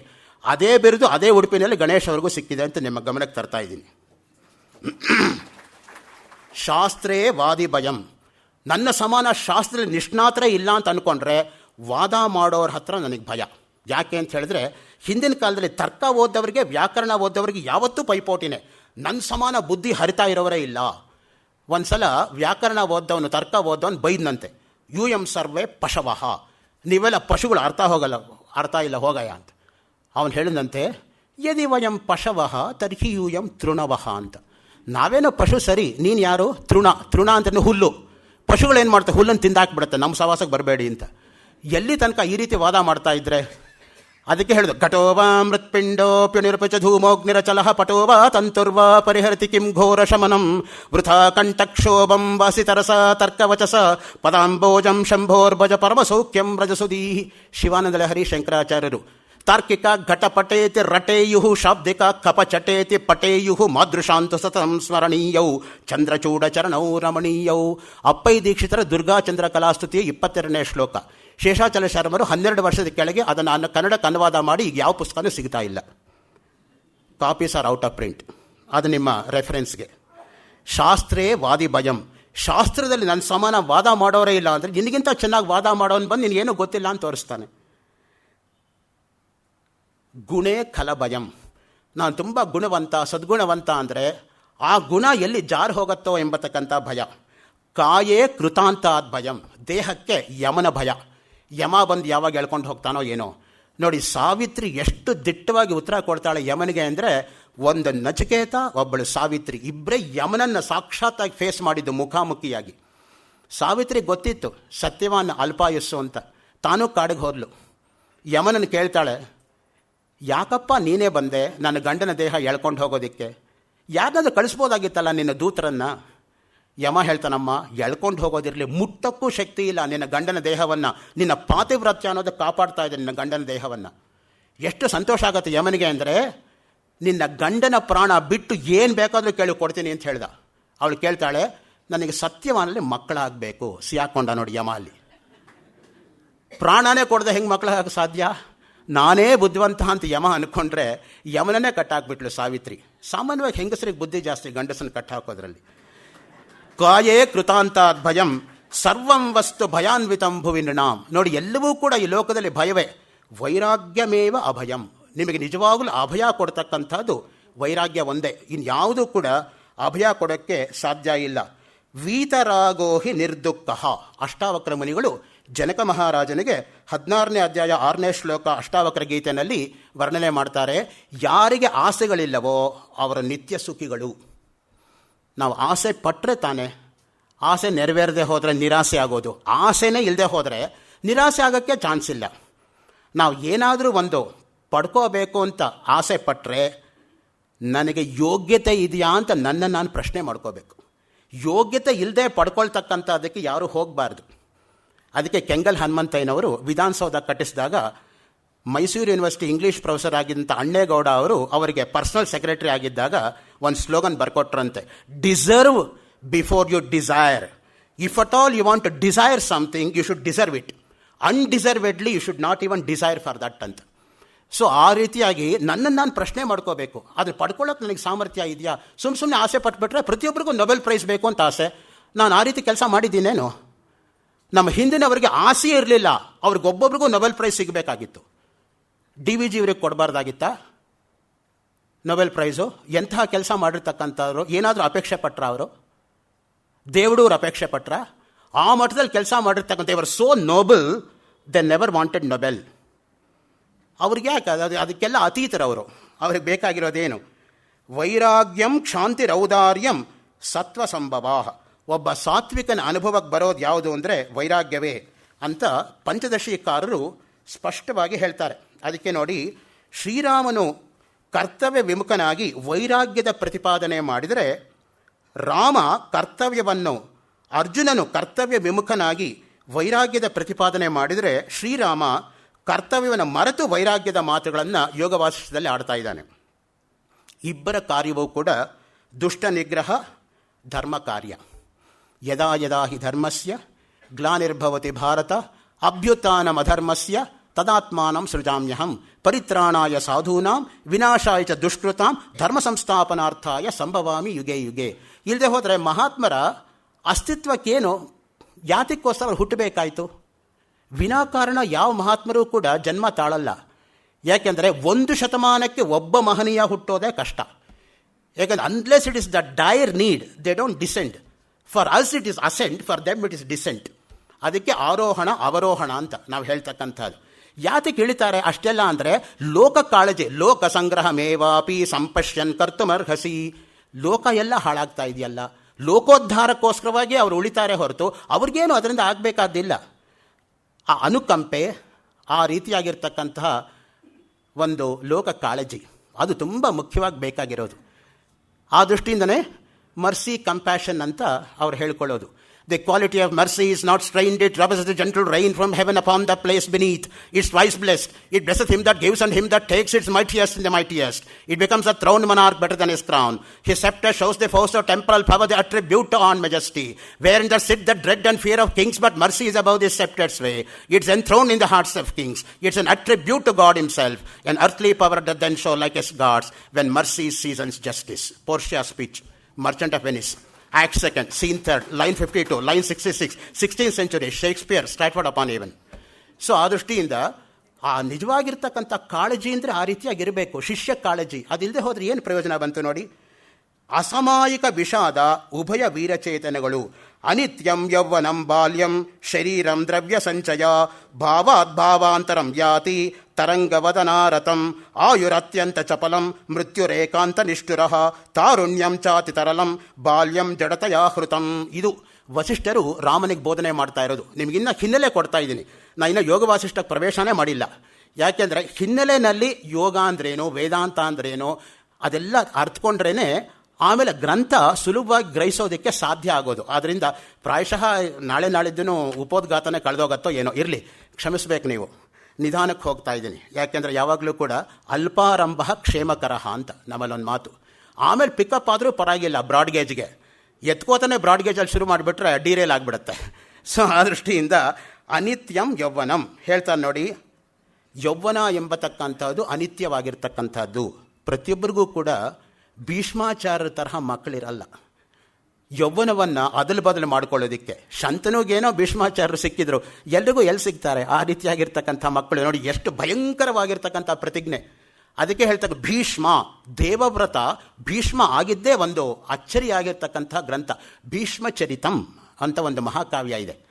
1991 ಆಗಸ್ಟ್ 16ನೇ ತಾರೀಕು ನೈನಿತಾಲಿನ ಬಡಾ ಬಾಜಾರಿನ 2ನೇ ಕ್ರಾಸಿನ 64ನೇ ಡೋರ್ ನಂಬರ್ಲಿದ್ದಂತಹ ಹರಿನಾರಾಯಣ್ ದೀಕ್ಷಿತ್ ಅವರು ಬರೆದಿರ್ತಕ್ಕಂಥ 25 ಸರ್ಗ 1498 ಶ್ಲೋಕ ಇರತಕ್ಕಂಥ ಮಹಾಕಾವ್ಯ. Eastern Book Linkers 5825 Jawahar Nagar, new Chandrawal, Delhi 110001 ಅಲ್ಲಿಂದ ಪಬ್ಲಿಷ್ ಆಗಿರ್ತಕ್ಕಂಥ ಗ್ರಂಥ. ಸೊ ಆ ದೃಷ್ಟಿಯಿಂದ ಯಾವುದು ನಿಜವಾಗಿರ್ತಕ್ಕಂಥ ಅರ್ಥದಲ್ಲಿ ಭೀಷ್ಮಾಚಾರ್ಯರು ಅಂದರೆ ಏನು, ಅವರ ಮಟ್ಟ ಏನು, ಅವರ ಒಂದು ತೇಜಸ್ಸೇನು, ಅದಕ್ಕೆ ಹೇಳ್ತಾರೆ ನೋಡಿ. ಅನಿತ್ಯಂ ಯೌವನಂ ಬಾಲ್ಯಂ ಶರೀರಂ ದ್ರವ್ಯ ಸಂಚಯಾ ಭಾವಾತ್ ಭಾವಾಂತರಂ ಯಾತಿ ತರಂಗವದನಾಂತರಂ. ಅದಕ್ಕೆ ಹೇಳ್ತಾರೆ ಭರ್ತೃಹರಿ, 100 ವರ್ಷ ಮನುಷ್ಯನಿಗೆ ಆಯುಸ್ಸಿದ್ರೆ 50 ವರ್ಷ ಚಿಕ್ಕಂದಿನಲ್ಲಿ ವೃದ್ಧಾಪ್ಯದಲ್ಲಿ ಕಳೆದೋಯ್ತು. ಆಯುರ್ವರ್ಷ ನೃಣಾಂ ಪರಿಮಿತಂ ರಾತ್ರೌ ತದರ್ಧಂಗತಂ. ಅರ್ಧ ರಾತ್ರಿಲಿ ಕಳೆದೋಯ್ತು, ಇನ್ನರ್ಧ ತೀರಾ ಚಿಕ್ಕ ವಯಸ್ಸು, ತೀರಾ ವೃದ್ಧಾಪ್ಯ, ಏನೂ ಮಾಡೋಕ್ಕಾಗಲಿಲ್ಲ. ಇನ್ನು ಆದರ್ಶವಾಗಿ ಅವನು ಬದುಕೋದು ಕೇವಲ 10 ವರ್ಷ ಅಂತ. 100 ವರ್ಷ ಜೀವನ ಮಾಡಿದರೂ ಕೂಡ 90 ವರ್ಷ ಏನೋ ಒಂದು ರೀತಿಯಲ್ಲಿ ಕಳೆದೋಗುತ್ತೆ. ಇನ್ನು ಆ 10 ವರ್ಷನೂ ಕಳ್ಕೊಂಡ್ಬಿಟ್ರೆ ಇನ್ನು ಯಾವಾಗಪ್ಪ ನಿನ್ನ ಕೆಲಸ ಮಾಡೋದು? ಒಂದು ನಿಮಿಷ ಹೋದರೂ ಕೂಡ ಆ ನಿಮಿಷ ವಾಪಸ್ ಬರಲ್ಲ, ಹೋಗಿದ್ದು ಹೋದಂಗೇನೆ. ಆ ದೃಷ್ಟಿಯಿಂದನೇ ಕ್ಷಣಶಃ ಕಣಶಶ್ಚೈವ ವಿದ್ಯಾಂ ಅರ್ಥಂಚ ಸಾಧಯೇತ್ ಕ್ಷಣೇ ನಷ್ಟೇ ಕುತೋ ವಿದ್ಯಾ ಕಣತ್ಯಾಗೆ ಕುತೋ ಧನಂ. ಅದಕ್ಕೆ ಆ ಸುಭಾಷಿತ ಹೇಳೋದು, ಒಂದು ಕಣಕಣವಾಗಿ ನೀನು ಹೇಗೆ ಹಣವನ್ನು ಕೂಡಿಡಬೇಕೋ ಹಾಗೆ ಕ್ಷಣ ಕ್ಷಣವನ್ನು ದಂಡ ಮಾಡಿಕೊಳ್ಳದೆ ವಿದ್ಯೆಯನ್ನು ಅನುಭವಿಸಬೇಕು ಅಂತ. ಸದಾ ವಿದ್ಯಾನುಸಂಧಾನಂ ಪರಶುರಾಮರ ಕಲ್ಪಸೂತ್ರ. ಎಷ್ಟೋ ಜನಕ್ಕೆ ಗೊತ್ತಿದೆ ಪರಶುರಾಮರು ಚಿರಂಜೀವಿಗಳು ಅಂತ. ಅಶ್ವತ್ಥಾಮ ಬಲಿರ್ವ್ಯಾಸ ಹನುಮಶ್ಚ ವಿಭೀಷಣ ಕೃಪಶ್ಚ ಪರಶುರಾಮಶ್ಚ ಸಪ್ತೈತೆ ಚಿರಜೀವಿನಃ. ಆದರೆ ಅವರು 6000 ಕಲ್ಪಸೂತ್ರಗಳನ್ನು ಲೋಕಕ್ಕೆ ಕೊಟ್ಟಿದ್ದಾರೆ ಅಂತ ಎಷ್ಟೋ ಜನಕ್ಕೆ ಗೊತ್ತಿಲ್ಲ. ಗಾಯಕ್ವಾಡ್ ಓರಿಯೆಂಟಲ್ ಸೀರೀಸ್ ಬರೋಡಾಯಿಂದ ಪಬ್ಲಿಷ್ ಆಗಿದೆ ಆ ಗ್ರಂಥ, ಪರಶುರಾಮರ ಕಲ್ಪಸೂತ್ರ. ಅದರಲ್ಲಿ ಮಾತು ಬರುತ್ತೆ, ಸರ್ವದಾ ವಿದ್ಯಾನುಸಂಧಾನಂ. ಯಾವಾಗಲೂ ವಿದ್ಯೆಯ ಅನುಸಂಧಾನ ಮಾಡ್ತಾ ಇರಬೇಕು, ವಿದ್ಯಾನುಸಂಧಾನವನ್ನು ಬಿಡಬಾರ್ದು. ಏಕಗುರುಪಾಸ್ತಿ 2241 3428ನೇ ಸೂತ್ರಗಳು ಅಂತ ನನಗೆ ನೆನಪು, ವ್ಯತ್ಯಾಸ ಆಗಿದ್ದರೆ ಕ್ಷಮಿಸಬೇಕು. ಭಾವಾತ್ ಭಾವಾಂತರಂ ಯಾತಿ ತರಂಗವದನಾಂತರಂ. ಆ ದೃಷ್ಟಿಯಿಂದನೇ ಹೇಳ್ತಾರೆ ನೋಡಿ, ಬಾಲರಾಗಿರುವಾಗ ಏನಾಗುತ್ತೆ ನಾವು? ಬಾಲಸ್ತಾವತ್ ಕ್ರೀಡಾಸಕ್ತ, ತರುಣಸ್ತಾವತ್ ತರುಣೀರಕ್ತ, ವೃದ್ಧಸ್ತಾವತ್ ಚಿಂತಾಸಕ್ತ, ಪರೇ ಬ್ರಹ್ಮಣಿ ಕೋಪಿನ ಸಕ್ತ. ಯಾರು ಬ್ರಹ್ಮನ ಬಗ್ಗೆ ಯೋಚನೆ ಮಾಡೋರು? ಬಾಲಸ್ತಾವತ್ ಕ್ರೀಡಾಸಕ್ತ, ಚಿಕ್ಕ ಮಗು ಆಗಿರೋದಾಗ ಆಟದ ಕಡೆ ಗಮನ. ತರುಣಸ್ತಾವತ್ ತರುಣೀರಕ್ತ, ಸೊ ತಾರುಣ್ಯದಲ್ಲಿ ಇನ್ನೊಂದು ತರಹ ಕಳೆಯುತ್ತೆ. ವೃದ್ಧಸ್ತಾವತ್ ಚಿಂತಾಸಕ್ತ, ಅವನಿಗೆ ಯಾವಾಗಲೂ ಚಿಂತೆನೆ. ಇನ್ನು ಪರೇ ಬ್ರಹ್ಮಣಿ ಕೋಪಿನ ಸಕ್ತ, ಬ್ರಹ್ಮನ ಬಗ್ಗೆ ಯೋಚನೆ ಮಾಡೋರು ಯಾರು? ಅದು ದೃಷ್ಟಿಯಿಂದ ಹೇಳೋದು ವಯಸ್ಸು ಮುಖ್ಯ ಅಲ್ಲ. ಕೆಲವರು ಹೇಳ್ತಾರೆ, ಈಗ ಯಾಕೆ ಭಗವದ್ಗೀತೆ ಓದ್ತಾರೆ, ರಿಟೈರ್ ಆದಮೇಲೆ ಓದ್ಕೊಂಡ್ರೆ ಆಯಿತು, ಅವಾಗೇನು ಆಕಾಶದಿಂದ ಉದುರತ್ತೇನೋ, ಇದ್ದಕ್ಕಿದ್ದಂಗೆ ನಿಮ್ಗೆ ಸಂಸ್ಕಾರ. ಗಿಡವಾಗಿ ಬಗ್ಗದ್ದು ಮರವಾಗಿ ಬಗ್ಗೀತೆ ಅಂತ. ಹೊಸ ಚಿಗುರು ಹಳೆ ಬೇರು ಕೂಡಿರಲು ಮರ ಸೊಬಗು. ಅದಕ್ಕೆ DVG ಅವರು ಕಗ್ಗದಲ್ಲಿ ಹೇಳಿರೋದು, ಹೊಸ ಚಿಗುರು ಹಳೆ ಬೇರು ಎರಡೂ ಕೂತ್ಕೊಂಡಿದ್ರೇ ಆ ಮರಕ್ಕೆ ಒಂದು ಸೊಗಸು ಎಂಬತಕ್ಕಂಥದ್ದು ಬರೋದು. ಮನೆಯಲ್ಲಿ ಹಿರಿಯರ ಮಾರ್ಗದರ್ಶನ ಇರಬೇಕು, ಚಿಕ್ಕವರು ಅದನ್ನು ಒಬೀಡಿಯಂಟಾಗಿ ಫಾಲೋ ಮಾಡ್ತಕ್ಕಂಥ ಬುದ್ಧಿ ಇರಬೇಕು. ಆವಾಗಲೇ ಆ ಮನೆ ಚೆನ್ನಾಗಿ ಆಗ್ತಕ್ಕಂಥದ್ದು. ಎಷ್ಟೋ ಜನ ಹಿರಿಯರು ಇರ್ತಾರೆ ಮಾರ್ಗದರ್ಶನ ಮಾಡೋಕ್ಕೆ, ಕಿರಿಯರು ಕೇಳಲ್ಲ. ಏನು ಪ್ರಯೋಜನ? ಹಿರಿಯರಿಗೆ ಮಾರ್ಗದರ್ಶನ ಮಾಡಿ ಅಂತ ಕಿರಿಯರು ಬೇಡ್ಕೊಂಡ್ರೆ ಮಾರ್ಗದರ್ಶನ ಮಾಡೋ ಸ್ಥಿತಿಯಲ್ಲಿ ಹಿರಿಯರು ಇರಲ್ಲ, ಅದು ಪ್ರಯೋಜನಕ್ಕೆ ಬರಲ್ಲ. ಎರಡೂ ಕೂಡ್ಕೋಬೇಕು ಒಂದು ಕಡೆ, ಅದು ಮುಖ್ಯವಾಗಿ ಬೇಕಾಗಿರೋದು. ನೋಡಿ, ರಾಮ ಕಾಲದ ನಿರ್ದಯ ಪ್ರಹಾರಕ್ಕೆ ಸಿಕ್ಕಿ ಭಗ್ನವಾಗಿರ್ತಕ್ಕಂಥ ಪ್ರಪಂಚವನ್ನು ಏನನ್ನೇ ನಂಬಿ ಬಾಳಬಹುದು ಅಂತ ಕೇಳ್ತಾನೆ. ನಾನು ಯಾವುದನ್ನು ಬಾಳಿ ನಂಬಬೇಕು? ಅದಕ್ಕೆ DVG ಅವರು ಬಾಳಿಗೊಂದು ನಂಬಿಕೆ ಆ ಗ್ರಂಥವನ್ನು ಲೋಕಕ್ಕೆ ಕೊಟ್ಟಿರೋದು. ಒಂದು ನಂಬಿಕೆ ಬೇಕಪ್ಪ, ನೀನು ಆದರ್ಶವಾಗಿರ್ತಕ್ಕಂಥ ಜೀವನ ಮಾಡಬೇಕಾದ್ರೆ ನಿನ್ನ ಬಾಳಿಗೆ ಒಂದು ನಂಬಿಕೆ ಬೇಕು, ಒಂದು ಧ್ಯೇಯ ಇರಬೇಕು. ಧ್ಯೇಯನೇ ಇಲ್ಲದೆ ಹೋದರೆ, ನಂಬಿಕೆನೇ ಇಲ್ಲದೆ ಹೋದರೆ ಎಲ್ಲೆಲ್ಲೋ ಗಾಡಿ ಹೊಡೆದಂಗೆ ಆಗುತ್ತೆ. ಈಗ ನಾನು ಗೋಖಲೆ ಇನ್ಸ್ಟಿಟ್ಯೂಟಿಗೆ ಬರೋದ್ರ ಬದಲು ಇನ್ನೆಲ್ಲೋ ಗಾಡಿ ಆ ಕಡೆ ಹೊಡೆದು ಬಿಟ್ರೆ ಏನು ಪ್ರಯೋಜನ? ಬುಲ್ ಟೆಂಪಲ್ ರೋಡ್ ತನಕ ಬಂದಿರ್ತೀನಿ, ನಾನು ಶಂಕರ ಮಠದ ಕಡೆ ಗಾಡಿ ಹೊಡೆದ್ಬಿಟ್ಟು ಗೋಖಲೆ ಇನ್ಸ್ಟಿಟ್ಯೂಟಿಗೆ ಬರಲಿಲ್ಲ ಅಂದರೆ ಹೇಗಾಗತ್ತೆ? ಆಬ್ಸೆಂಟ್ ಮೈಂಡೆಡ್ ಆಗಿರೋರು ಮಾತ್ರ ಗಾಡಿ ಓಡಿಸಬಾರ್ದು. ಯಾಕೆಂತ ಹೇಳಿದ್ರೆ ಅವ್ರ ಮನಸ್ಸು ಎಲ್ಲೋ ಇರೋದ್ರಿಂದ ಅವರು ಎಲ್ಲೋ ಹೋಗ್ತಾ ಇದ್ದೀನಿ ಇನ್ನೆಲ್ಲೋ ಹೋಗಿಬಿಟ್ರೆ ಇನ್ಯಾರ್ಯಾರಿಗೋ ತೊಂದರೆ ಆಗಿಬಿಡುತ್ತೆ. ಆ ಥರ ಅವ್ರು ಸುಖವಾಗಿ ನಡ್ಕೊಂಡು ಹೋಗೋದು ವಾಸಿ. ಯಾಕೆಂದರೆ ಎಲ್ರಿಗೂ ಅಲ್ಲ ಅದು. ಯಾಕೆಂದರೆ that requires a different temperament all together. ಕೆಲವ್ರಿಗೆ ಮಾತ್ರ they can fit in everywhere, but ಇನ್ನು ಕೆಲವ್ರಿಗೆ ಅದಾಗಲ್ಲ. ಅದಕ್ಕೆ ಏನನ್ನು ನಂಬಿ ಬಾಳಬಹುದು ಅನ್ನೋದಕ್ಕೆ ಬಾಳಿಗೊಂದು ನಂಬಿಕೆ. DVG ಅವರ ಆ ಗ್ರಂಥ ದಯವಿಟ್ಟು ಓದಿ ಪ್ರತಿಯೊಬ್ಬರು ಕೂಡ. ಏನು ಯಾವುದನ್ನು ಇಟ್ಕೊಂಡು ನಾವು ಬಾಳಬೇಕು ಈ ಜೀವನವನ್ನು? ಒಂದು ನಂಬಿಕೆ ಹೇಗಿರಬೇಕು, ನಮಗೆ ಒಂದು ಶ್ರದ್ಧೆ ಇರಬೇಕು. ಶ್ರದ್ಧೆನೇ ಇಲ್ಲದೆ ಹೋದರೆ, ನಂಬಿಕೆನೇ ಇಲ್ಲದೆ ಹೋದರೆ, ವಿಶ್ವಾಸನೇ ಇಲ್ಲದೆ ಹೋದರೆ ಆ ಬದುಕು ಪ್ರಾಣಿ ಬದುಕೋದು. ಶ್ವಾಸ ಇರೋ ತನಕ ವಿಶ್ವಾಸ ಬಿಡಬಾರ್ದು ಮನುಷ್ಯ. ಎಲ್ಲಿವರೆಗೂ ಶ್ವಾಸ ಇರುತ್ತೋ ಅಲ್ಲಿವರೆಗೂ ವಿಶ್ವಾಸವನ್ನು ಇಟ್ಕೋಬೇಕು. ನಮ್ಮನ್ನು ಕಾಪಾಡೋದೇ ಮಾನವೀಯತೆ, ನಮ್ಮ ಓದಲ್ಲ. ನಮ್ಮ ಓದಿನಿಂದ ನಾವು ಯಾರ ಮೇಲೂ ಕೂಡ ಮೆಚ್ಚಿಸೋದಕ್ಕಾಗಲ್ಲ. ಒಬ್ಬ ಆದರ್ಶ ಮನುಷ್ಯನಾಗಿ ಬದುಕಿದರೆ ತಾನೇ ತಾನಾಗಿ ಗೌರವ ಎಂಬತಕ್ಕಂಥದ್ದು ಬರುತ್ತೆ. ಬೇರೆ ಕಡೆ ನೀನು ಗೌರವನ ಹುಡ್ಕೊಂಡು ಹೋಗಬೇಕಾಗಿಲ್ಲ, ಗೌರವವೇ ನಿನ್ನನ್ನು ಹುಡ್ಕೊಂಡು ಬರುತ್ತೆ. ರತ್ನ ಮನ್ವಿಷ್ಯತಿ ಮೃಗ್ಯತೇಹಿ ತತ್. ಕಾಳಿದಾಸ ಹೇಳ್ತಾನೆ, ಯಾರು ರತ್ನವನ್ನು ಹುಡ್ಕೊಂಡು ಹೋಗಲ್ಲ, ರತ್ನವೇ ಬೇರೆಯನ್ನು ಹುಡ್ಕೊಂಡು ಬರೋದಕ್ಕೆ. ಆ ದೃಷ್ಟಿಯಿಂದನೇ GP ರಾಜರತ್ನಂ ಅವರ ಜೀವನ ನಿಮಗೆಲ್ಲ ಗೊತ್ತು. ಅವರಿಗೆ ಮುಂಚಿನ ಹೆಸರು ರಾಜ ಇಂಗಾರ್ ಅಂತಿದ್ದಿದ್ದು.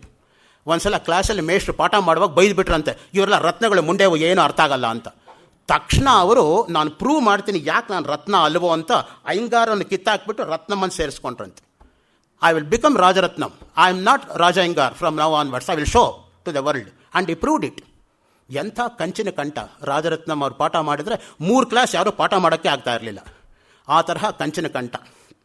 ನನಗೆ 37 ವರ್ಷದ ಕೆಳಗೆ ಬೆನ್ನ ಮೇಲೆ ಗುದ್ದಿ ಒಂದು ಮಾತು ಹೇಳಿದರು ರಾಜರತ್ನಂ, ನೋಡು ಮಗು, ನೀನು ತುಂಬ ಫಾಸ್ಟಾಗಿ ಮಾತಾಡ್ತೀಯ, ನಿಧಾನಕ್ಕೆ ಮಾತಾಡು, ಜನಗಳನ್ನು ನೋಡ್ಕೊಂಡು ಮಾತಾಡು, ಅವ್ರ ಮನಸ್ಸಲ್ಲಿ ಸೋಕಾಗಿಬಿಡಬೇಕು ನೀನು ಹೇಳಿದರೆ. ಇನ್ನೊಂದು ಉದಾಹರಣೆ ಕೊಡು, ಊಂದೆ ಆದರೆ ನಡ್ಕೊಳ್ಳಿಲ್ಲ, ಏನು ಮಾಡೋದು? ಪ್ರಾರಂಭ ಆಗೋದು ಶುರುವಾಗುತ್ತೆ ನಿಧಾನಕ್ಕೆ, ಆಮೇಲೆ ಪಿಕಪ್ ಆಗಿಬಿಡತ್ತೆ, ಏನು ಮಾಡೋದು? ಅದು ನನ್ನ ದೌರ್ಬಲ್ಯ. ಎಷ್ಟೋ ಜನ ಹೇಳಿದ್ದಾರೆ ನೀವು ಮಾತಾಡೋದು ಫಾಸ್ಟು ಅಂತ, ನನಗೂ ಗೊತ್ತು, ಆದರೆ ನಡ್ಕೊಳ್ಳೋಕ್ಕಾಗ್ತಾ ಇಲ್ಲ, ಅದು ದೌರ್ಬಲ್ಯ. ನೋಡಿ, ಕಿಂ ನಾಮ ಇದಂ ಸುಖಂ ಸಂಸಾರ ಸಂತತಿ. ರಾಮ ಕೇಳ್ತಾನೆ ಮೂಲಭೂತ ಪ್ರಶ್ನೆ, ಸುಖ ಅಂದ್ರೇನು? ನಮ್ಮೆಲ್ರಿಗೂ ಬರ್ತಕ್ಕಂಥ ಪ್ರಶ್ನೆ ತಾನೇ ಇದು, ಸುಖ ಅಂದ್ರೆ ಏನು ಅನ್ನೋದು. ನೋಡಿ, ಅದೇ ಸಮಸ್ತ ವಿಚಾರಗಳ ಮೂಲ ಯಾವುದು ಅಂದರೆ ಅದೇ ಮುಖ್ಯವಾಗಿ ಸುಖದ ಬಗ್ಗೆ ಇರತಕ್ಕಂತಹ ಒಂದು ಪರಿಪಾಟಿ. ಪ್ರತಿಯೊಬ್ಬ ಜೀವಿಯೂ ಕೂಡ ನನಗೆ ಸುಖ ಬೇಕು, ದುಃಖ ಬೇಡ ಅಂತಾನೆ ಅಪೇಕ್ಷೆ ಪಡ್ತಾನೆ. ಸುಖಮ್ಮೇ ಭೂಯಾತ್ ದುಃಖಂ ಮಾ ಭೂತ್. ಆದರೆ ಪ್ರಪಂಚದಲ್ಲಿ ಹೇಗಾಗತ್ತೆ ಗೊತ್ತಾ? ಚಕ್ರವತ್ ಪರಿವರ್ತಂತೆ ಸುಖಾನಿಚ ದುಃಖಾನಿಚ. ಚಕ್ರ ತರಹ ತಿರುಗ್ತಾ ಇರುತ್ತೆ ಸುಖ ಮತ್ತು ದುಃಖಗಳು. ನಿಮಗೆ 9 ದುಃಖ ಬಂದರೆ 1 ಸುಖ ಬರುತ್ತೆ. ಅಷ್ಟೊತ್ತಿಗೆ ಚಕ್ರ ಮುಂದಕ್ಕೆ ಹೊಟ್ಟೋಗಿರುತ್ತೆ. ಅದಕ್ಕೆ ನಿಮಗೆ ಯಾವಾಗಲೂ ದುಃಖನೇ ಇರೋ ಹಾಗೆ ಭಾಸವಾಗುತ್ತೆ. ಯಾಕೆಂದರೆ ಸುಖದ ಪ್ರಪೋರ್ಷನ್ ಅಷ್ಟು ಕಡಿಮೆ, 9:1 ರೇಷಿಯೋಲ್ಲಿ ಬಂದರೆ how can you enjoy that ಸುಖ? ಚಕ್ರವತ್ ಪರಿವರ್ತಂತೆ ಸುಖಾನಿಚ ದುಃಖಾನಿಚ. ಭಾಸಕವಿ ಸ್ವಪ್ನವಾಸದತ್ತ ನಾಟಕದ 5ನೇ ಅಂಕದ 14ನೇ ಶ್ಲೋಕದಲ್ಲಿ ಉದಯನ ಪಾತ್ರದ ಮುಖಾಂತರ ವಾಸವದತ್ತೆಗೆ ಸಂಬೋಧನೆ ಮಾಡ್ತಾ ಆ ಸುಭಾಷಿತವನ್ನು ಹೇಳಿಸ್ತಾನೆ. ಚಕ್ರವತ್ ಪರಿವರ್ತಂತೆ ಸುಖಾನಿಚ ದುಃಖಾನಿಚ ಅಂತ. ಚಕ್ರ ತರಹ ತಿರುಗ್ತಾ ಇರುತ್ತೆ ಸುಖ ಮತ್ತು ದುಃಖಗಳು. ಈ ಸುಖ ದುಃಖ ಮೀಮಾಂಸೆ ಉಪನಿಷತ್ತುಗಳ ಕಾಲದಿಂದಲೇ ಗುರು ಶಿಷ್ಯ ಸಂವಾದದ ಮೂಲಕ ನಮಗೆ ಲಭ್ಯವಾಗುತ್ತೆ. ಛಾಂದೋಗ್ಯ ಉಪನಿಷತ್ತು 7ನೇ ಅಧ್ಯಾಯ 22ನೇ ಮಂತ್ರದಲ್ಲಿ ನಾರದ ಸನತ್ ಕುಮಾರ ಅವರಿಬ್ಬರ ನಡುವೆ ನಡೀತಕ್ಕಂಥ ಸಂಭಾಷಣೆಯಲ್ಲಿ ಈ ಮಾತು ಬರುತ್ತೆ. ಯಥಾ ವೈ ಸುಖಂ ಲಭತೆ ಅಥ ಕರೋತಿ ನ ಅಸುಖಂ ಲಬ್ಧ್ವಾ ಕರೋತಿ ಸುಖಮೇವ ಲಬ್ಧ್ವಾ ಕರೋತಿ ಸುಖಂತ್ವೇವ ವಿಜಿಜ್ಞಾಸಿತವ್ಯಂ. ಮನುಷ್ಯನ ರೀತಿ ನೀತಿಗಳನ್ನು ಅವಲೋಕಿಸಿದರೆ ಸುಖ ಸಿಗುವುದು ಎಂದು ಕೆಲಸದಲ್ಲಿ ತನ್ನನ್ನು ತಾನು ತೊಡಗಿಸ್ಕೋತಾನೆ. ಯಾವುದೇ ಒಂದು ಕೆಲಸವನ್ನು ಮಾಡಿ ಸುಖ ಸಿಗುವುದಾದರೆ ಮಾತ್ರ ಮಾಡುತ್ತಾನೆ. ಸುಖ ಇದ್ದಂತಹ ಯಾವ ಕೆಲಸವನ್ನೂ ಕೂಡ ಅವನು ಸಿಗುತ್ತೋ ಇಲ್ಲವೋ ಅನ್ನೋ ಸಂಶಯ ಬಂದರೆ ಪ್ರವೃತ್ತನಾಗುವುದಿಲ್ಲ. ಏನಾದರೂ ಕೆಲಸ ಮಾಡಬೇಕಾದರೆ ಅದರಿಂದ ಸುಖ ಇದೆಯೇ ಎಂದು ಪರೀಕ್ಷೆ ಮಾಡಿ ಅನಂತರ ತೊಡಗುತ್ತಾನೆ. ಮನುಷ್ಯನ ಜೀವನದಲ್ಲಿ ಸುಖಕ್ಕೆ ಇಷ್ಟು ಪ್ರಾಶಸ್ತ್ಯವಿದ್ದಲ್ಲಿ ಸುಖದ ಪರೀಕ್ಷೆಯನ್ನೇ ಸಂಪೂರ್ಣವಾಗಿ ಮಾಡತಕ್ಕಂತಹ ಪ್ರಬಲವಾದ ಕಾರಣದಿಂದ ಹೇಳ್ತಾರೆ ನೋಡಿ, ಪ್ರತಿನಿತ್ಯವೂ ಕೂಡ ನಾಲ್ಪೇ ಸುಖಮಸ್ತಿ ಭೂಮಾ ವೈ ಸುಖಂ ಯೋ ವೈ ಭೂಮಾ ತತ್ ಸುಖಂ. ಭೂಮಾ ಸುಖ ಯಾವುದು ಅಂದರೆ ಅದೇ ಶಾಶ್ವತವಾಗಿರ್ತಕ್ಕಂಥ ಸುಖ. ಆ ಸುಖದ ಕಡೆ ಪ್ರಯತ್ನ ಪಡೆಯಪ್ಪ ಅಂತ ಛಾಂದೋಗ್ಯ ಉಪನಿಷತ್ತು ಸ್ಪಷ್ಟವಾಗಿ ನಿರೂಪಣೆ ಮಾಡ್ತಾ ಇದೆ. ಅಲ್ಪೇ ಸುಖಮಸ್ತಿ, ಅಲ್ಪ ಸುಖದ ಬಗ್ಗೆ ನೀನು ಆಸೆ ಪಡಬೇಡ, ಶಾಶ್ವತವಾಗಿರ್ತಕ್ಕಂಥ ಸುಖದ ಕಡೆ ಗಮನ ಕೊಡು. ಆ ದೃಷ್ಟಿಯಿಂದನೇ ಶರೀರದಿಂದ ಬಿಡುಗಡೆ ಆಗ್ತಕ್ಕಂತಹ ಮುನ್ನವೇ ಯಾರು ಕಾಮಕ್ರೋಧಾದಿಗಳಿಂದ ವೇಗವನ್ನು ತಡೆಯುವುದಕ್ಕೆ ಶಕ್ತನಾಗುತ್ತಾನೋ ಅವನು ಸುಖವಾಗಿರುತ್ತಾನೆ. ಕಾಮ ಕ್ರೋಧ ಎರಡನ್ನು ನಿಗ್ರಹಿಸಿಬಿಟ್ರೆ ನಾವು ಸುಖವಾಗಿರಬಹುದು. ಅದೇ ಕಷ್ಟ. ಕಾಮ ತಪ್ಪಿಸ್ಕೊಂಡ್ರೆ ಕ್ರೋಧ ಹಿಡ್ಕೊಳ್ಳುತ್ತೆ, ಕ್ರೋಧ ತಪ್ಪಿಸ್ಕೊಂಡ್ರೆ ಮೋಹ ಹಿಡ್ಕೊಳ್ಳುತ್ತೆ, ಮೋಹ ತಪ್ಪಿಸ್ಕೊಂಡ್ರೆ ಲೋಭ ಹಿಡ್ಕೊಳ್ಳುತ್ತೆ, ಇನ್ನು ಕೆಲವರು ಎಲ್ಲವೂ ಹಿಡ್ಕೊಳ್ಳುತ್ತೆ. ಸಂಗಾತ್ ಸಂಜಾಯತೆ ಕಾಮ, ಕಾಮಾತ್ ಕ್ರೋಧೋಭಿಜಾಯತೆ, ಕ್ರೋಧಾದ್ಭೂತಿ ಸಮ್ಮೋಹ, ಸಮ್ಮೋಹ ಸ್ಮೃತಿ ವಿಭ್ರಮ, ಸ್ಮೃತಿ ಭ್ರಂಶಾತ್ ಬುದ್ಧಿನಾಶ, ಬುದ್ಧಿನಾಶಾತ್ ಪ್ರಣಶ್ಯತಿ. ಪೂರ್ತಿ ಮೊದಲನೇ ಹೆಜ್ಜೆ ಇಡೋ ತನಕನೇ ನೀವು ವಾಪಸ್ ಹೋಗೋಕ್ಕಾಗಲ್ಲ. ಇಲ್ಲಿ ತನಕ ಬರ್ತೀನಿ ವಾಪಸ್ ಹೋಗ್ತೀನಿ ಅನ್ನೋಕ್ಕಾಗಲ್ಲ. ಹೆಜ್ಜೆ ಇಡೋಕ್ಕೆ ಮುಂಚೆ ಯೋಚನೆ ಮಾಡಿ ಹೆಜ್ಜೆ ಇಡಬೇಕು. That is the ಟ್ರಾಜಡಿ of Macbeth. He thought by killing Duncan he can become the king. He had to kill the grooms. He can't stop at that. He has to kill Banquo. Then he can't stop the ghost of Banquo haunting Macbeth. Approach me like a rugged Russian bear, armed rhinoceros or Hirkan tiger, but never saw the gory locks at me.